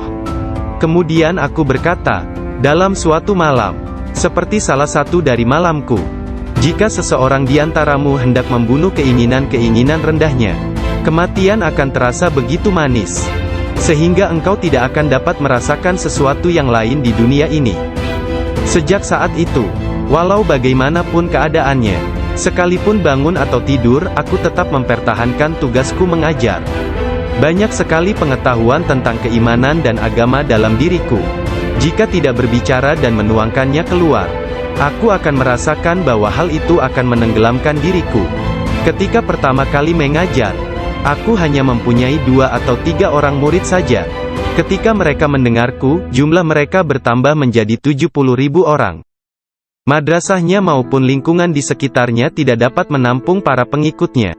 Oleh sebab itu, dicarilah tempat yang lebih luas. Orang kaya dan orang miskin di Baghdad turut membantu dalam penambahan bangunan-bangunan yang baru. Mereka yang kaya membantu dengan dana, sedangkan yang miskin membantu dengan tenaga mereka, termasuklah kaum perempuan, yang turut membantu bekerja. Kelak Syekh Abdul Qadir Al-Jailani merupakan seorang imam, ahli dalam masalah-masalah keagamaan, tauhid dan fikih, dan pemimpin dari mazhab Syafi'i dan Hambali dalam Islam. Beliau adalah seorang yang sangat bijaksana dan berpengetahuan luas. Doanya segera dikabulkan, baik ketika berdoa untuk kebaikan dan berdoa untuk hukuman. Dia adalah seorang yang banyak melakukan karomah. Manusia sempurna, yang selalu sadar serta ingat kepada Allah Azza wa Jalla. Muraqabah, berfikir, menerima dan memberi pelajaran. Dia mempunyai hati yang lembut, sifat yang mulia dan wajah yang selalu tersenyum. Dia orang yang peka dan memiliki sikap yang sangat baik. Berakhlak dalam tabiat serta dermawan dalam memberi materi dan nasihat serta pengetahuan. Dia mencintai orang-orang, tetapi secara khususnya terhadap orang-orang yang beriman dan mengabdikan diri, serta beribadah kepada Zat yang Maha Esa, menolong kepada siapa yang beriman. Dia tampan, selalu berpakaian rapi, pembicaraannya tidak berlebihan dan sia-sia. Apabila berbicara, meskipun dia berbicara dengan cepat, tetapi setiap kata dan suku katanya yang keluar, terdengar jelas. Beliau berbicara dengan penuh keindahan, dan dia berbicara kebenaran. Berbicara tentang kebenaran tanpa ragu-ragu. Karena dia tidak peduli, apakah dia akan dipuji, dikritik atau dicaci. Ketika Khalifah Al-Muqtafi mengangkat Yahya bin Said sebagai Qadi, Ketua Hakim, Syekh Abdul Qadir Al-Jailani memberitahukannya di hadapan orang ramai, dengan mengatakan, Anda telah mengangkat seorang tiran, orang yang zalim, yang paling buruk sebagai hakim atas orang-orang yang beriman. Biarlah kita lihat, bagaimana Anda akan menjawab untuk diri Anda sendiri kelak. Ketika Anda dihadapkan kepada Hakim yang Maha Agung, Allah Azza wa Jalla, Tuhan semesta alam. Mendengar hal ini, Khalifah tergoncang dan meneteskan air mata, lalu ia segera memecat sang hakim. Penduduk kota Baghdad mengalami kemajuan dalam hal akhlak dan rohani dan tingkah laku. Melalui pengaruhnya, kebanyakan warga kota bertaubat dan menyatakan penyesalan, mengikuti akhlak yang baik dan perintah-perintah Islam. Syekh Abdul Qadir Al-Jailani dicintai dan dihormati oleh setiap orang, dan pengaruhnya tersebar kemana-mana. Orang-orang berbudi mencintainya, sedangkan para tiran, orang yang zalim, dan orang jahat takut kepadanya. Banyak orang termasuk para raja, menteri dan orang-orang bijak datang kepadanya, untuk menanyakan persoalan-persoalan, dan mencari penyelesaiannya. Bahkan banyak orang Yahudi dan Nasrani menerima Islam melaluinya. Dalam pengajaran dan pelayanannya kepada umat manusia, dia menggunakan sifat-sifat yang diwarisi oleh Yang Maha Tinggi. Syekh Abdul Qadir Al-Jailani berkata, seorang syekh spiritual bukan seorang guru yang sebenarnya, kecuali kalau dirinya memiliki 12 sifat. Dua di antara sifat-sifat tersebut adalah sifat-sifat Allah yang Maha Tinggi, yaitu menyembunyikan kesalahan manusia dan ciptaan yang lain. Tidak hanya dari orang-orang lain tetapi bahkan dari diri mereka sendiri. Dan memiliki rasa kasih dan kemauan memaafkan untuk dosa yang terburuk sekalipun. Dua sifat diwarisi oleh Nabi Muhammad, yaitu cinta dan lemah lembut. Sayyidina Abu Bakar As-Siddiq yang pertama dari keempat khalifah, seorang syekh sejati, mewarisi kebenaran, kejujuran, dan keikhlasan hati, juga ketaatan dan kedermawanan. Dari Sayyidina Umar bin Khattab, yaitu keadilan dan menekankan kebenaran serta mencegah kesalahan. Dari Sayyidina Utsman bin Affan, yaitu kerendahan hati dan bangun serta berdoa ketika manusia lainnya dalam keadaan tertidur. Dan dari Sayyidina Ali bin Abi Thalib, yaitu pengetahuan dan keteguhan hati serta keberanian. Syekh Abdul Qadir Al-Jailani sangat sayang kepada puluhan ribu pengikutnya, sebagaimana seorang ayah sayang kepada anaknya. Dia mengetahui nama dan memperhatikan masalah-masalah duniawi, juga keadaan spiritual mereka. Dia membantu dan menyelamatkan mereka dari bencana kemalangan, bahkan jika mereka berada di tempat jauh sekalipun. Dia adalah seorang ayah bersama anak-anaknya, dan memperlakukan mereka dengan penuh kelembutan dan keharuan. Kepada orang yang lebih tua darinya, dia seolah-olah menjadi lebih tua daripada mereka, dan memperlakukan mereka dengan hormat. Dia menjalin persahabatan dengan kalangan orang miskin dan lemah, serta tidak pernah mencari teman di antara orang-orang terkenal dan berkuasa. Orang-orang seperti itu memperlakukannya seolah-olah raja dari segala raja. Salah seorang dari anak lelaki pembantunya menceritakan bahwa ayahnya, Muhammad bin Al-Haidir, melayani Syekh Abdul Qadir Al-Jailani selama 13 tahun. Dirinya tidak pernah melihat seekor lalat hinggap pada dirinya, dan tidak pula dia pernah melihat membuang ingus di halayak ramai.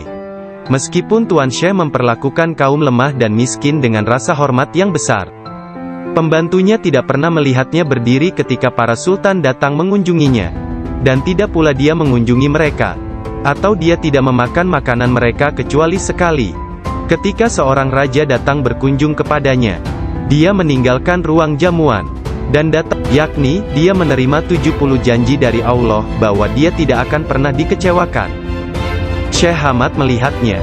Dia berkata, tidak akan pernah ada yang mampu keberatan pada orang yang diberkati dengan janji ilahiyah seperti itu. Tidak ada seorang pun dapat berkeberatan kepadanya. Allah Ta'ala memberkati siapa saja yang dia kehendaki di antara hamba-hambanya. Syekh Abdul Qadir Al-Jailani sering berkata, tidak ada seorang pun di antara muridku akan mati sebelum mereka taubat penuh penyesalan. Mereka semua akan mati sebagai hamba-hamba Allah yang beriman. Masing-masing di antara pengikutku akan menyelamatkan 7 orang saudaranya yang berdosa dari api neraka. Seandainya jauh di barat sana, kemaluan salah seorang dari pengikutku tersingkap secara tiba-tiba karena kecerobohannya, kami, meskipun berada jauh di timur, akan menutupinya sebelum seseorang dapat melihatnya. Aku telah diberi sebuah kitab, yaitu sebuah kitab yang panjangnya sejauh mata memandang, berisi semua nama orang yang akan mengikutiku hingga akhir zaman.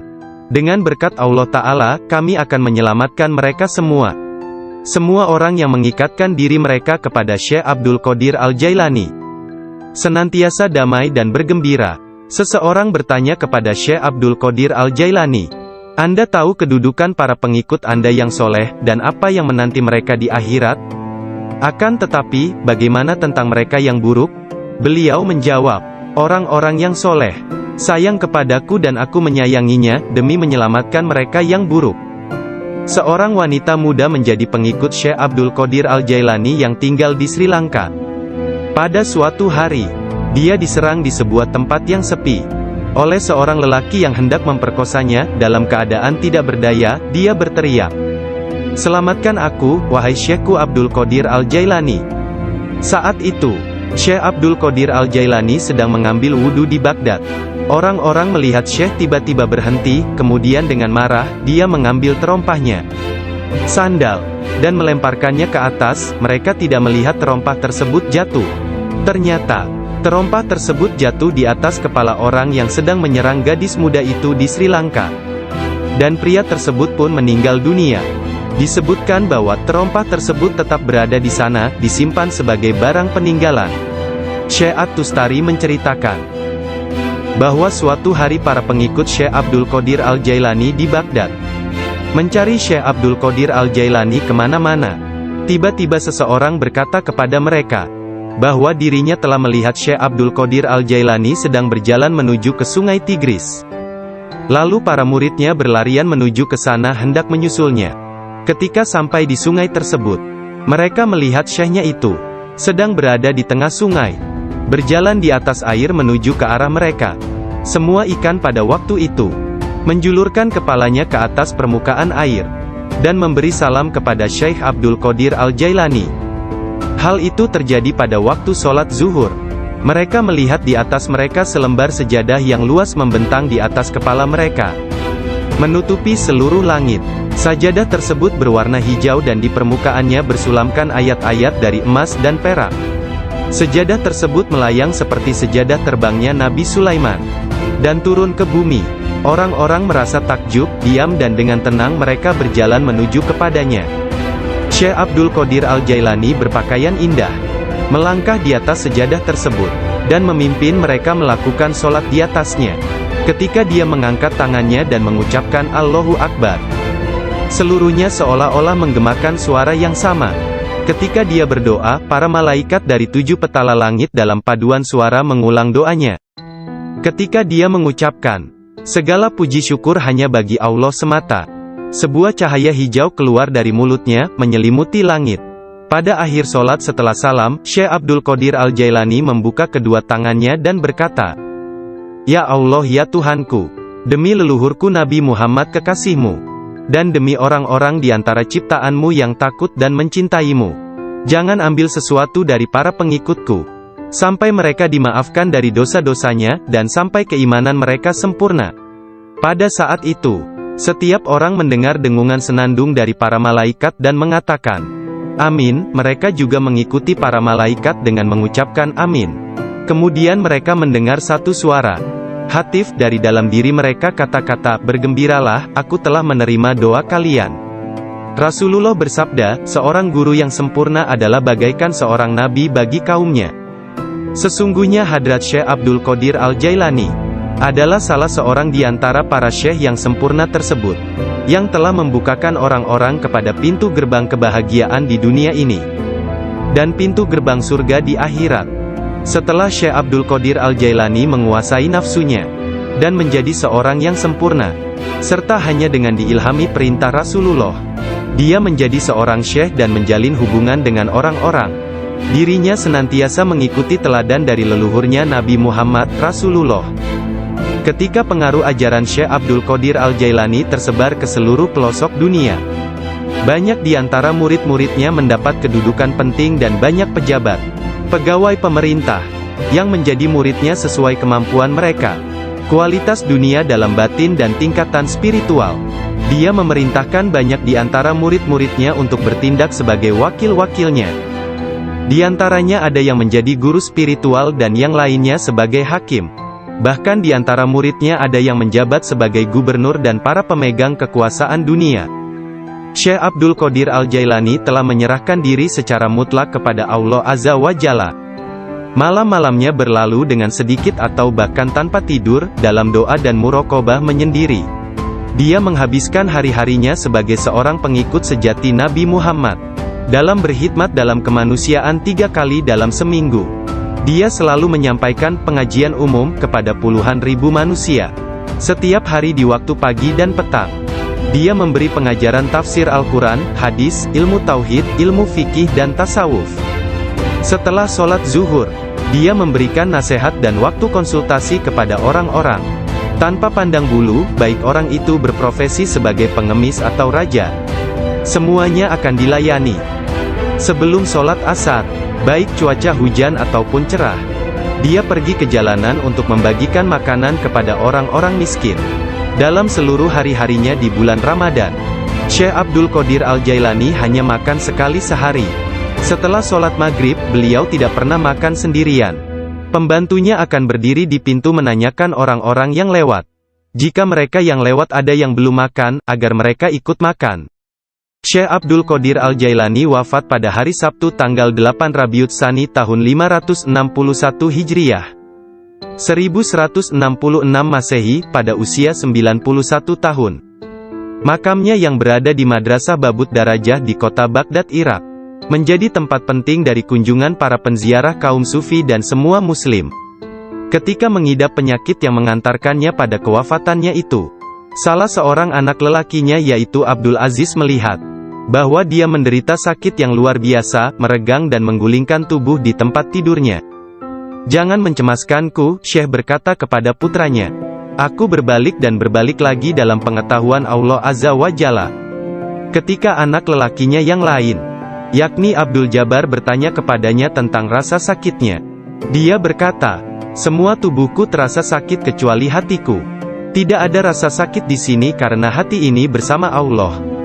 Anak lelakinya yang lain, yaitu Abdul Wahab, berkata kepadanya, "Berilah aku beberapa nasihat tentang apa yang harus dilakukan setelah engkau meninggalkan dunia ini." Dia berkata, "Takutlah kepada Allah dan tiada sesuatu pun yang lain. Berharaplah dari Allah dan percayakan seluruh kebutuhanmu kepadanya. Tidak mengharap dan menginginkan apapun kecuali Dia. Menyandarkan diri kepada Allah dan tidak kepada sesuatu yang lain. Bersatu dengannya, bersatu dengannya, bersatu dengannya." Sebelum meninggal dunia, Syekh Abdul Qadir Al-Jailani melihat sekeliling dan berkata kepada orang-orang yang hadir, "Telah datang di hadapanku selain kalian, Makhluk lain yang kalian tidak melihatnya telah datang kepadaku. Persiapkan ruangan dan berlaku sopan santunlah kepada mereka, yakni menghormati kehadiran para malaikat yang tidak dapat dilihat. Aku adalah biji tanpa kulit. Kalian melihatku bersama kalian. Sementara aku dengan seseorang yang lain, sebaiknya kalian meninggalkanku sekarang. Kemudian dia berkata, wahai malaikat pencabut nyawa, aku tidak takut kepadamu, tidak juga kepada sesuatu pun yang lain. Kecuali hanya kepada Allah, yang telah menemaniku dan bermurah hati kepadaku. Pada saat terakhir, dia mengangkat tangan dan berkata, tiada Tuhan selain Allah dan Muhammad adalah Rasul-Nya. Kemuliaan hanya bagi Allah yang Maha Agung, yang hidup abadi. Kemuliaan hanya milik-Nya, yang Maha Kuasa, yang menguasai hamba-hambanya dengan kematian. Kemudian dia mengeluarkan seruan yang keras dan berkata, Allah, Allah, Allah. Dan ruhnya yang mulia serta diberkati meninggalkan jasadnya. Maka wafatlah kekasih Allah menghadap keharibaan. Nama lengkap Syekh Abdul Qadir Al-Jailani berikut nasab dari pihak ayah. Adalah Abu Muhammad Abdul Qadir bin Abu Sahih Musa bin Janka Dausat. Janki Doasti. Bin Abdullah. Bin Yahya Az-Zahid bin Muhammad bin Dawud. Bin Musa bin Abdullah bin Musa Al-Juni bin Abdullah bin Al-Mahdi. Bin Hasan Al-Musana bin Hasan bin Ali bin Abi Talib dan Fatimah Az-Zahra. Silsilah nasab Syekh Abdul Qadir Al-Jailani bersambung kepada Nabi Muhammad Rasulullah. Dari putri beliau yang bernama Sayyidah Fatimah Az-Zahra, istri Sayyidina Ali bin Abi Talib. Adapun silsilah dari ibunya adalah Abdul Qadir bin Fatimah binti Abdullah bin Abu Jamaluddin bin Tahir bin Abdullah bin Kamaluddin Isa bin Muhammad Al-Jawad bin Ali Ar-Rida bin Musa Al-Kazim bin Jafar As-Sadiq bin Muhammad Al-Bakir bin Ali Zainul Abidin bin Husain bin Ali bin Abi Talib. Sepanjang masa bayinya, Syekh Abdul Qadir Jailani tidak pernah makan selama bulan puasa. Suatu ketika pada awal Ramadan, cuaca mendung dan orang-orang tidak dapat melihat bulan baru. Tidak tahu apakah bulan Ramadan sesungguhnya telah masuk atau belum. Mereka datang kepada Ummul Khair Fatimah, ibunda Syekh Abdul Qadir, dan menanyakan apakah si anak sudah makan hari itu. Karena dia belum makan, mereka menetapkan bahwa puasa telah dimulai. Abdul Qadir Al-Jailani menceritakan, ketika kecil, setiap hari aku selalu didatangi seorang malaikat dalam bentuk pemuda tampan.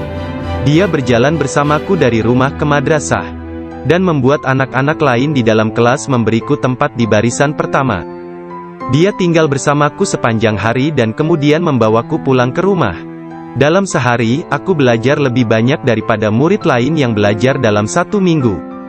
Awalnya aku tidak tahu siapa dia. Suatu hari, aku bertanya kepadanya, dan dia berkata, aku salah satu malaikat Allah. Dia mengirim dan memerintahku untuk bersamamu selama engkau belajar. Beliau kembali menceritakan mengenai masa kanak-kanaknya.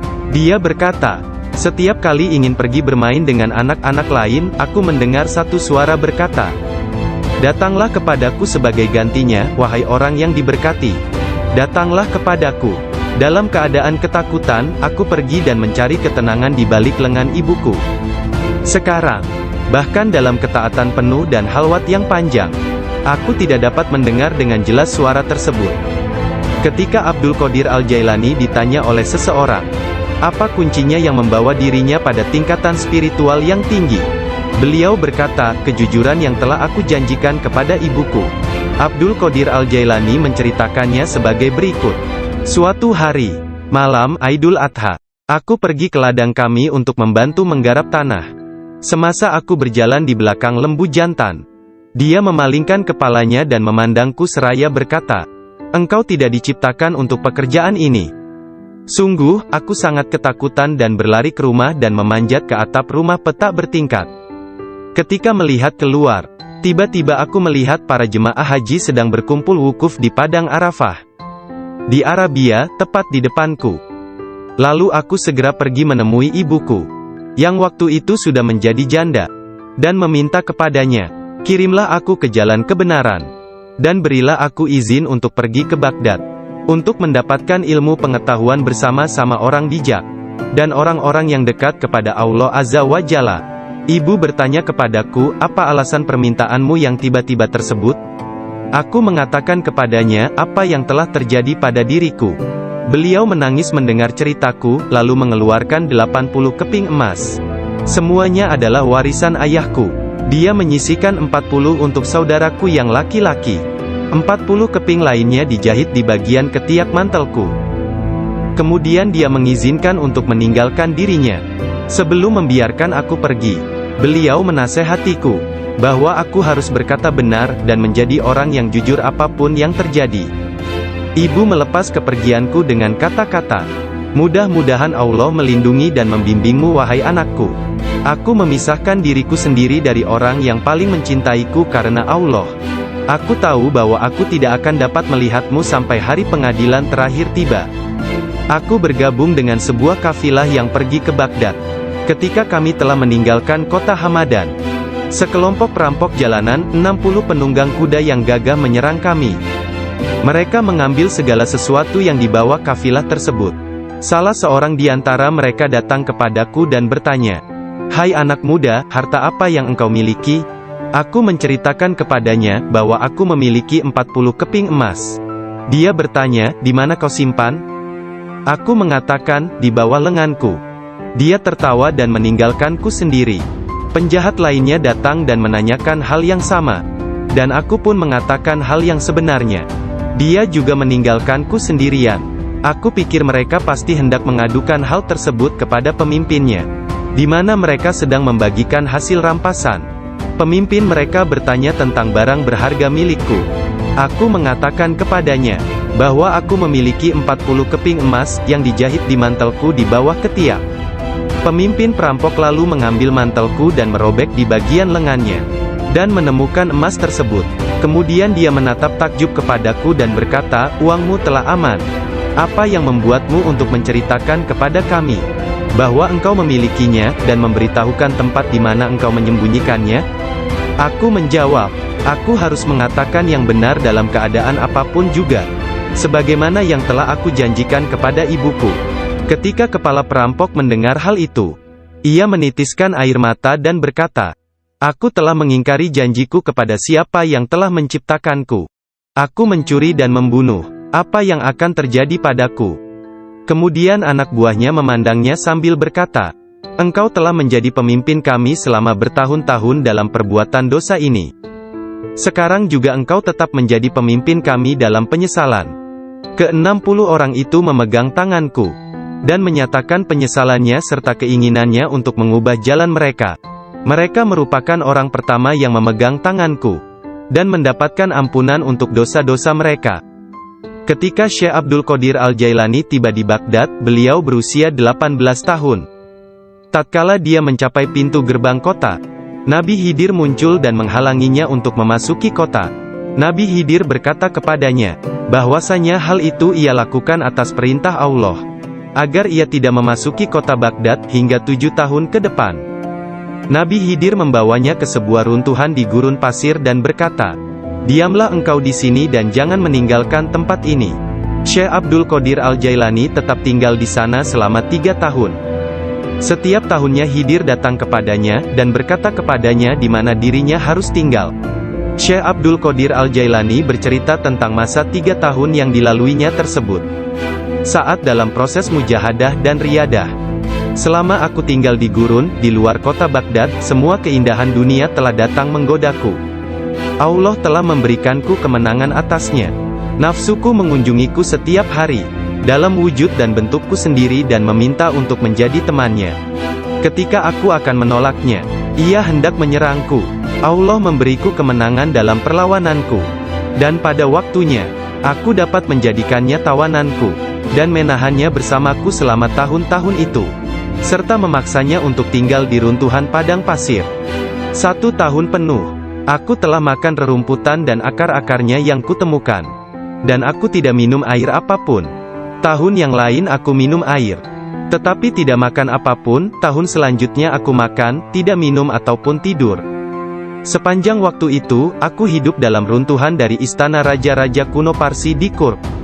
Aku berjalan dengan kaki telanjang, tanpa alas kaki di atas duri padang pasir, dan tidak merasakan apapun. Setiap kali aku melihat sebuah batu, atau bukit yang terjal aku memanjatnya. Aku tidak memberikan istirahat 1 menit pun, atau menyenangkan nafsuku kepada keinginan-keinginan rendah badaniah jasmaniku.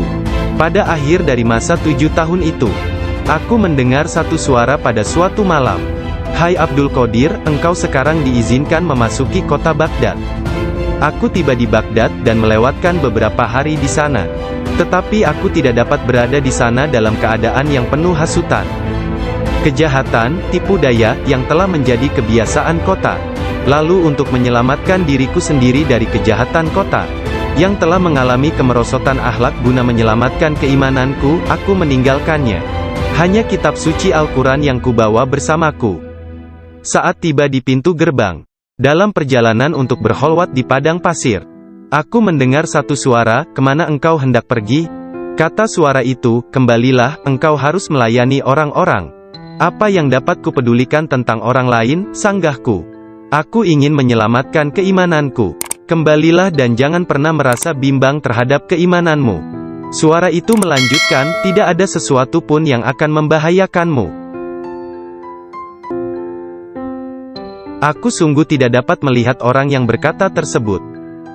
Kemudian sesuatu terjadi padaku. Aku terputus dari keadaan lahiriah, lalu tenggelam dalam keadaan tafakur. Sampai hari berikutnya, aku memusatkan pikiran pada sebuah harapan dan berdoa kepada Allah, agar Dia membukakan selubung untukku, sehingga aku tahu apa yang harus aku lakukan. Hari berikutnya, ketika tengah berkeliling di sebuah permukiman bernama Muzaffariyah, seorang lelaki yang sebelumnya tidak pernah kulihat, membuka pintu rumahnya dan mempersilakanku untuk masuk. "Mari Abdul Qadir." Ketika aku sampai di pintunya, dia berkata, "Katakan kepadaku, apa yang engkau harapkan dari Allah? Doa apa yang telah engkau panjatkan kemarin?" Saat itu aku ketakutan, namun diliputi penuh ketakjuban. Aku tidak dapat menemukan kata-kata untuk menjawabnya. Lelaki itu memandang ke wajahku, dan menghempaskan pintu dengan kasar, hingga membuat debu yang berkumpul di sekelilingku terbang menutupi seluruh tubuhku. Aku berjalan pergi sambil mempertanyakan apa yang telah kuminta dari Allah sehari sebelumnya. Kemudian ingatlah aku segera balik arah untuk kembali, dan mengatakan kepada lelaki tersebut. Tetapi aku tidak dapat menemukannya, baik rumah ataupun dirinya. Aku sangat bimbang, ketika menyadari bahwa dia adalah seorang yang dekat kepada Allah Ta'ala. Sungguh, akhirnya aku mengetahui, beliau adalah Syekh Hamad Ad-Dabas yang telah menjadi guruku.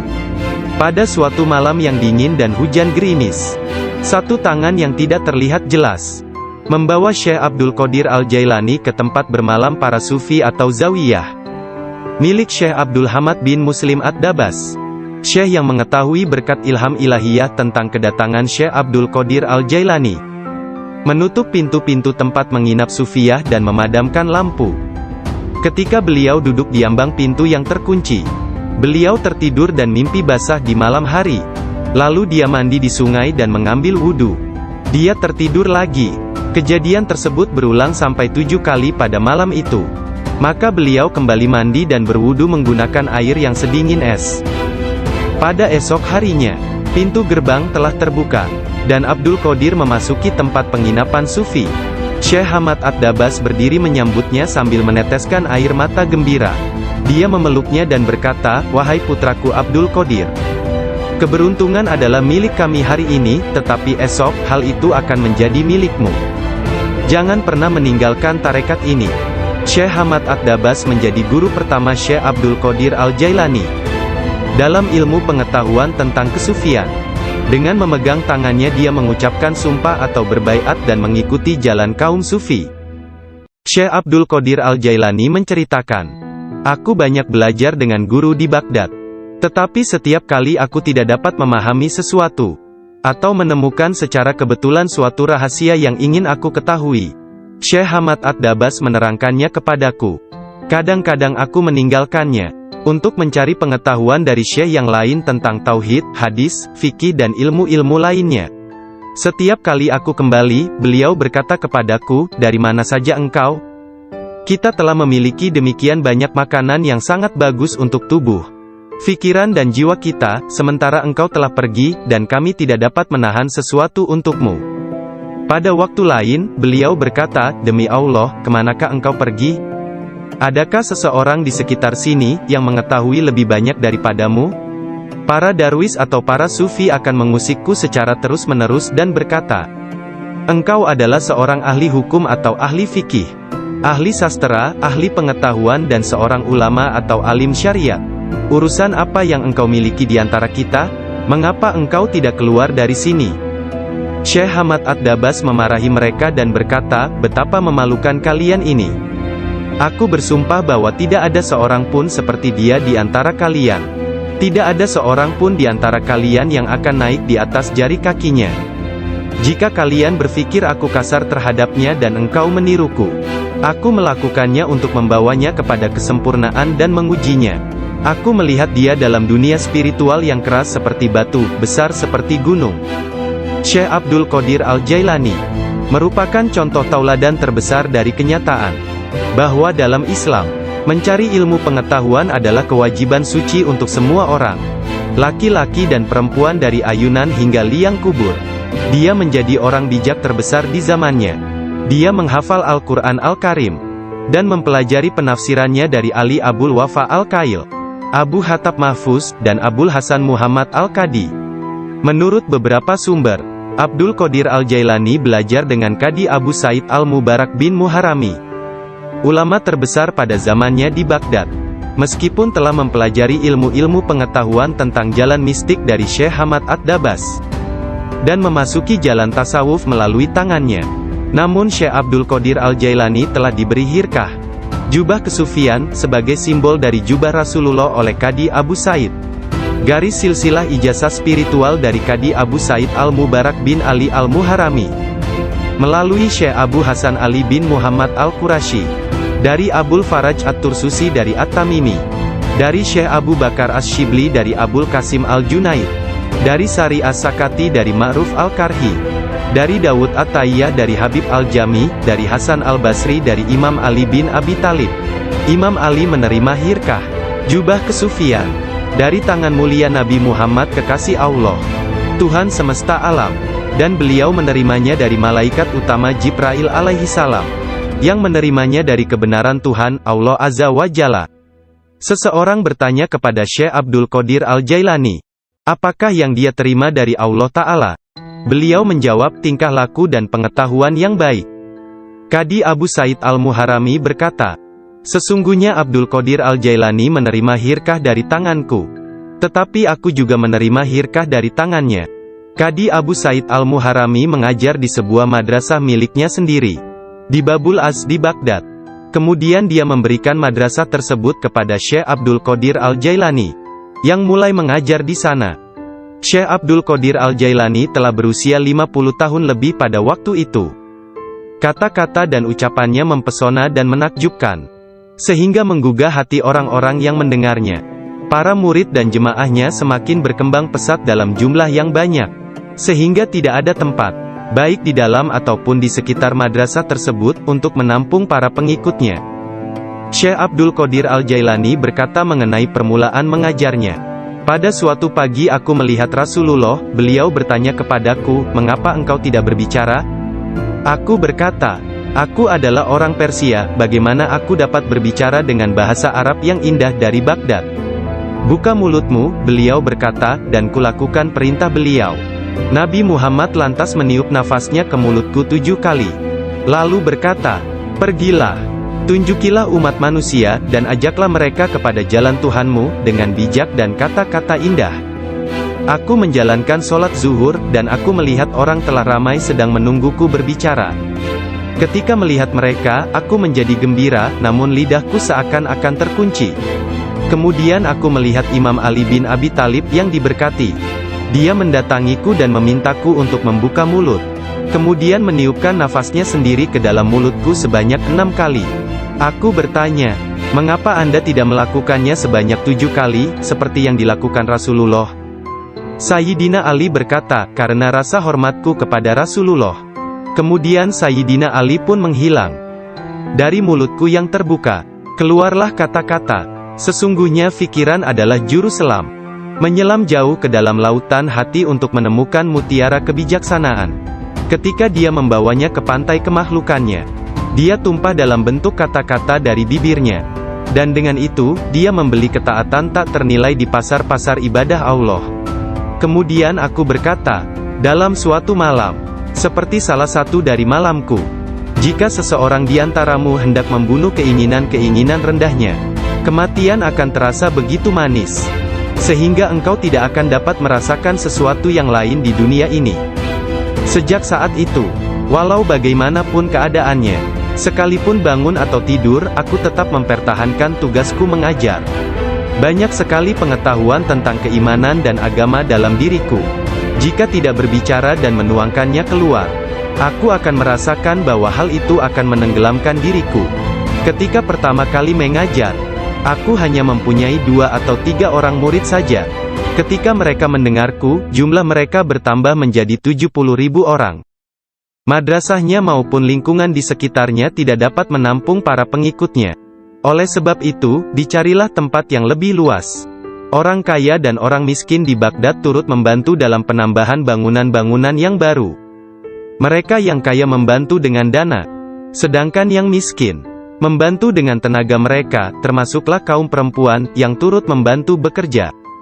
Kelak Syekh Abdul Qadir Al-Jailani merupakan seorang imam, ahli dalam masalah-masalah keagamaan, tauhid dan fikih, dan pemimpin dari mazhab Syafi'i dan Hambali dalam Islam. Beliau adalah seorang yang sangat bijaksana dan berpengetahuan luas. Doanya segera dikabulkan, baik ketika berdoa untuk kebaikan dan berdoa untuk hukuman. Dia adalah seorang yang banyak melakukan karomah. Manusia sempurna, yang selalu sadar serta ingat kepada Allah Azza wa Jalla. Muraqabah, berfikir, menerima dan memberi pelajaran. Dia mempunyai hati yang lembut, sifat yang mulia dan wajah yang selalu tersenyum. Dia orang yang peka dan memiliki sikap yang sangat baik. Berakhlak dalam tabiat serta dermawan dalam memberi materi dan nasihat serta pengetahuan. Dia mencintai orang-orang, tetapi secara khususnya terhadap orang-orang yang beriman dan mengabdikan diri, serta beribadah kepada Zat yang Maha Esa, menolong kepada siapa yang beriman. Dia tampan, selalu berpakaian rapi, pembicaraannya tidak berlebihan dan sia-sia. Apabila berbicara, meskipun dia berbicara dengan cepat, tetapi setiap kata dan suku katanya yang keluar terdengar jelas. Beliau berbicara dengan penuh keindahan, dan dia berbicara kebenaran. Berbicara tentang kebenaran tanpa ragu-ragu. Karena dia tidak peduli, apakah dia akan dipuji, dikritik atau dicaci. Ketika Khalifah Al-Muqtafi mengangkat Yahya bin Said sebagai Qadi, Ketua Hakim, Syekh Abdul Qadir Al-Jailani memberitahukannya di hadapan orang ramai, dengan mengatakan, Anda telah mengangkat seorang tiran, orang yang zalim, yang paling buruk sebagai hakim atas orang-orang yang beriman. Biarlah kita lihat, bagaimana Anda akan menjawab untuk diri Anda sendiri kelak. Ketika Anda dihadapkan kepada Hakim yang Maha Agung, Allah Azza wa Jalla, Tuhan semesta alam. Mendengar hal ini, Khalifah tergoncang dan meneteskan air mata, lalu ia segera memecat sang hakim. Penduduk kota Baghdad mengalami kemajuan dalam hal akhlak dan rohani dan tingkah laku. Melalui pengaruhnya, kebanyakan warga kota bertaubat dan menyatakan penyesalan, mengikuti akhlak yang baik dan perintah-perintah Islam. Syekh Abdul Qadir Al-Jailani dicintai dan dihormati oleh setiap orang, dan pengaruhnya tersebar kemana-mana. Orang-orang berbudi mencintainya, sedangkan para tiran, orang yang zalim, dan orang jahat takut kepadanya. Banyak orang termasuk para raja, menteri dan orang-orang bijak datang kepadanya, untuk menanyakan persoalan-persoalan, dan mencari penyelesaiannya. Bahkan banyak orang Yahudi dan Nasrani menerima Islam melaluinya. Dalam pengajaran dan pelayanannya kepada umat manusia, dia menggunakan sifat-sifat yang diwarisi oleh Yang Maha Tinggi. Syekh Abdul Qadir Al-Jailani berkata, seorang syekh spiritual bukan seorang guru yang sebenarnya, kecuali kalau dirinya memiliki 12 sifat. 2 di antara sifat-sifat tersebut adalah sifat-sifat Allah yang Maha Tinggi, yaitu menyembunyikan kesalahan manusia dan ciptaan yang lain. Tidak hanya dari orang-orang lain tetapi bahkan dari diri mereka sendiri. Dan memiliki rasa kasih dan kemauan memaafkan untuk dosa yang terburuk sekalipun. 2 sifat diwarisi oleh Nabi Muhammad, yaitu cinta dan lemah lembut. Sayyidina Abu Bakar As-Siddiq yang pertama dari keempat khalifah. Seorang syekh sejati, mewarisi kebenaran, kejujuran, dan keikhlasan hati, juga ketaatan dan kedermawanan. Dari Sayyidina Umar bin Khattab, yaitu keadilan dan menekankan kebenaran serta mencegah kesalahan. Dari Sayyidina Utsman bin Affan, yaitu kerendahan hati dan bangun serta berdoa ketika manusia lainnya dalam keadaan tertidur. Dan dari Sayyidina Ali bin Abi Thalib, yaitu pengetahuan dan keteguhan hati serta keberanian. Syekh Abdul Qadir Al-Jailani sangat sayang kepada puluhan ribu pengikutnya, sebagaimana seorang ayah sayang kepada anaknya. Dia mengetahui nama dan memperhatikan masalah-masalah duniawi, juga keadaan spiritual mereka. Dia membantu dan menyelamatkan mereka dari bencana kemalangan, bahkan jika mereka berada di tempat jauh sekalipun.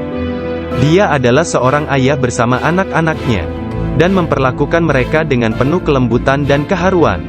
Kepada orang yang lebih tua darinya, dia seolah-olah menjadi lebih tua daripada mereka, dan memperlakukan mereka dengan hormat. Dia menjalin persahabatan dengan kalangan orang miskin dan lemah, serta tidak pernah mencari teman di antara orang-orang terkenal dan berkuasa. Orang-orang seperti itu memperlakukannya seolah-olah raja dari segala raja. Salah seorang dari anak lelaki pembantunya menceritakan bahwa ayahnya, Muhammad bin Al-Haidir, melayani Syekh Abdul Qadir Al-Jailani selama 13 tahun.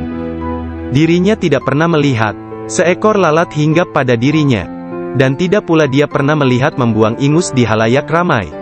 Meskipun Tuan Syekh memperlakukan kaum lemah dan miskin dengan rasa hormat yang besar, pembantunya tidak pernah melihatnya berdiri ketika para sultan datang mengunjunginya.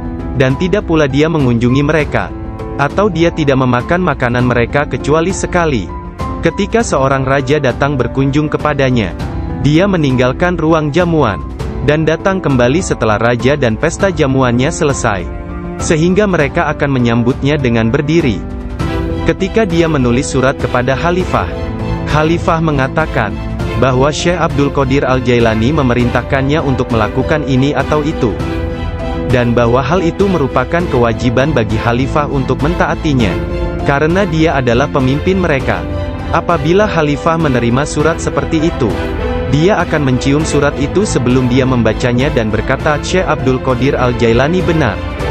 Sesungguhnya dia mengatakan kebenaran. Abu Hasan, salah seorang hakim agung pada masa itu, menceritakan, aku mendengar Khalifah Al-Muqtafi berkata kepada menterinya Ibnu Hubairah, Syekh Abdul Qadir Al-Jailani mentertawakanku. Dan hal itu amat jelas bagi orang-orang di sekitarnya, bahwa yang dia maksudkan adalah aku. Dilaporkan kepadaku, bahwa dia menunjukkan sebuah pohon kurma di kebunnya dan berkata, engkau lebih baik bekerja, jangan bepergian terlalu jauh, atau aku akan memenggal kepalamu. Sekarang kamu, wahai Ibnu Hubairah, pergi dan berbicaralah kepadanya seorang diri dan katakan, Anda jangan mengejek dan mengancam khalifah. Anda harus tahu bahwa kedudukan khalifah adalah suci dan harus dihormati. Sang menteri Ibnu Hubairah pun pergi kepada Syekh Abdul Qadir Al-Jailani, dan melihatnya sedang berkumpul dengan kerumunan orang ramai. Dalam pembicaraannya pada satu pokok, tiba-tiba Syekh Abdul Qadir menyatakan, sesungguhnya aku akan memenggal kepalanya juga. Sang menteri merasa bahwa yang Syekh maksudkan adalah dia. Sang menteri pun ketakutan. Dia pun melarikan diri, dan mengisahkan apa yang terjadi terhadap dirinya kepada khalifah. Mendengar kisahnya, sang khalifah meneteskan air mata dan berkata, sungguh, Syekh Abdul Qadir Al-Jailani adalah orang yang hebat. Lalu, khalifah pergi sendiri menemui Syekh. Pada pertemuan tersebut, Syekh memberinya banyak nasihat, dan khalifah tak bisa membendung air matanya dan terus menangis. Meskipun sangat belas kasihan, dan memiliki pribadi dan sikap yang sangat baik, lemah lembut dan mencintai, menepati janji, adil dan keras dalam pengadilannya, Syekh Abdul Qadir Al-Jailani tidak pernah memperlihatkan kemarahan. Apabila kesalahan tersebut hanya menyangkut pribadinya, tetapi sesuatu kesalahan yang dilakukan terhadap keimanan dan agama, dia akan marah besar dan memberi hukuman yang berat. Syekh Abu Najib As-Surawardi menceritakan, pada tahun 523 Hijriah, aku bersama Syekh Hamad, guru Syekh Abdul Qadir Al-Jailani yang juga hadir, Ketika itu Syekh Abdul Qadir Al-Jailani membuat pernyataan keras. Mendengar itu, Syekh Hamad berkata kepadanya, "Wahai Abdul Qadir, engkau berbicara terlalu angkuh. Aku khawatir Allah tidak ridha kepadamu." Syekh Abdul Qadir Al-Jailani meletakkan tangannya di atas dada Syekh Hamad lalu berkata, "Lihat telapak tanganku dengan mata hati, dan berkata lagi, dan katakan kepadaku, apa yang tertulis di atasnya?" Ketika Syekh Hamad tidak dapat mengatakannya, Syekh Abdul Qadir Al-Jailani mengangkat tangan dari dada Syekh Hamad, dan memperlihatkan tangan tersebut kepadanya. Di atasnya tertulis tulisan bercahaya, yakni, dia menerima 70 janji dari Allah, bahwa dia tidak akan pernah dikecewakan. Syekh Hamad melihatnya. Dia berkata, "Tidak akan pernah ada yang mampu keberatan pada orang yang diberkati dengan janji ilahiyah seperti itu. Tidak ada seorang pun dapat berkeberatan kepadanya. Allah Ta'ala memberkati siapa saja yang Dia kehendaki di antara hamba-hambanya." Syekh Abdul Qadir Al-Jailani sering berkata, "Tidak ada seorang pun di antara muridku akan mati sebelum mereka taubat penuh penyesalan. Mereka semua akan mati sebagai hamba-hamba Allah yang beriman. Masing-masing di antara pengikutku akan menyelamatkan 7 orang saudaranya yang berdosa dari api neraka. Seandainya jauh di barat sana, kemaluan salah seorang dari pengikutku tersingkap secara tiba-tiba karena kecerobohannya, kami, meskipun berada jauh di timur, akan menutupinya sebelum seseorang dapat melihatnya. Aku telah diberi sebuah kitab, yaitu sebuah kitab yang panjangnya sejauh mata memandang, berisi semua nama orang yang akan mengikutiku hingga akhir zaman. Dengan berkat Allah Ta'ala, kami akan menyelamatkan mereka semua." Semua orang yang mengikatkan diri mereka kepada Syekh Abdul Qadir Al-Jailani senantiasa damai dan bergembira. Seseorang bertanya kepada Syekh Abdul Qadir Al-Jailani, "Anda tahu kedudukan para pengikut Anda yang soleh, dan apa yang menanti mereka di akhirat? Akan tetapi, bagaimana tentang mereka yang buruk?" Beliau menjawab, "Orang-orang yang soleh sayang kepadaku dan aku menyayanginya, demi menyelamatkan mereka yang buruk." Seorang wanita muda menjadi pengikut Syekh Abdul Qadir Al-Jailani yang tinggal di Sri Lanka. Pada suatu hari, dia diserang di sebuah tempat yang sepi oleh seorang lelaki yang hendak memperkosanya. Dalam keadaan tidak berdaya, dia berteriak, "Selamatkan aku, wahai Syekhku Abdul Qadir Al-Jailani." Saat itu, Syekh Abdul Qadir Al-Jailani sedang mengambil wudhu di Baghdad. Orang-orang melihat Syekh tiba-tiba berhenti, kemudian dengan marah, dia mengambil terompahnya, sandal, dan melemparkannya ke atas. Mereka tidak melihat terompah tersebut jatuh. Ternyata, terompah tersebut jatuh di atas kepala orang yang sedang menyerang gadis muda itu di Sri Lanka. Dan pria tersebut pun meninggal dunia. Disebutkan bahwa terompah tersebut tetap berada di sana, disimpan sebagai barang peninggalan. Syekh At-Tustari menceritakan bahwa suatu hari para pengikut Syekh Abdul Qadir Al-Jailani di Baghdad mencari Syekh Abdul Qadir Al-Jailani kemana-mana.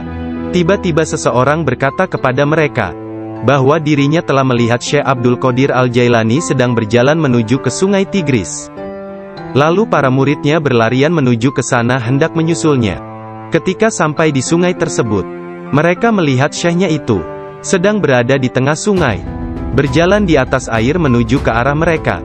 Semua ikan pada waktu itu menjulurkan kepalanya ke atas permukaan air, dan memberi salam kepada Syekh Abdul Qadir Al-Jailani. Hal itu terjadi pada waktu sholat zuhur. Mereka melihat di atas mereka selembar sejadah yang luas membentang di atas kepala mereka, menutupi seluruh langit. Sajadah tersebut berwarna hijau dan di permukaannya bersulamkan ayat-ayat dari emas dan perak. Sejadah tersebut melayang seperti sejadah terbangnya Nabi Sulaiman, dan turun ke bumi. Orang-orang merasa takjub, diam dan dengan tenang mereka berjalan menuju kepadanya. Syekh Abdul Qadir Al-Jailani berpakaian indah, melangkah di atas sejadah tersebut, dan memimpin mereka melakukan sholat di atasnya. Ketika dia mengangkat tangannya dan mengucapkan Allahu Akbar, seluruhnya seolah-olah menggemakan suara yang sama. Ketika dia berdoa, para malaikat dari 7 petala langit dalam paduan suara mengulang doanya. Ketika dia mengucapkan, segala puji syukur hanya bagi Allah semata, sebuah cahaya hijau keluar dari mulutnya, menyelimuti langit. Pada akhir sholat setelah salam, Syekh Abdul Qadir Al-Jailani membuka kedua tangannya dan berkata, "Ya Allah ya Tuhanku, demi leluhurku Nabi Muhammad kekasihmu, dan demi orang-orang di antara ciptaanmu yang takut dan mencintaimu, jangan ambil sesuatu dari para pengikutku, sampai mereka dimaafkan dari dosa-dosanya, dan sampai keimanan mereka sempurna."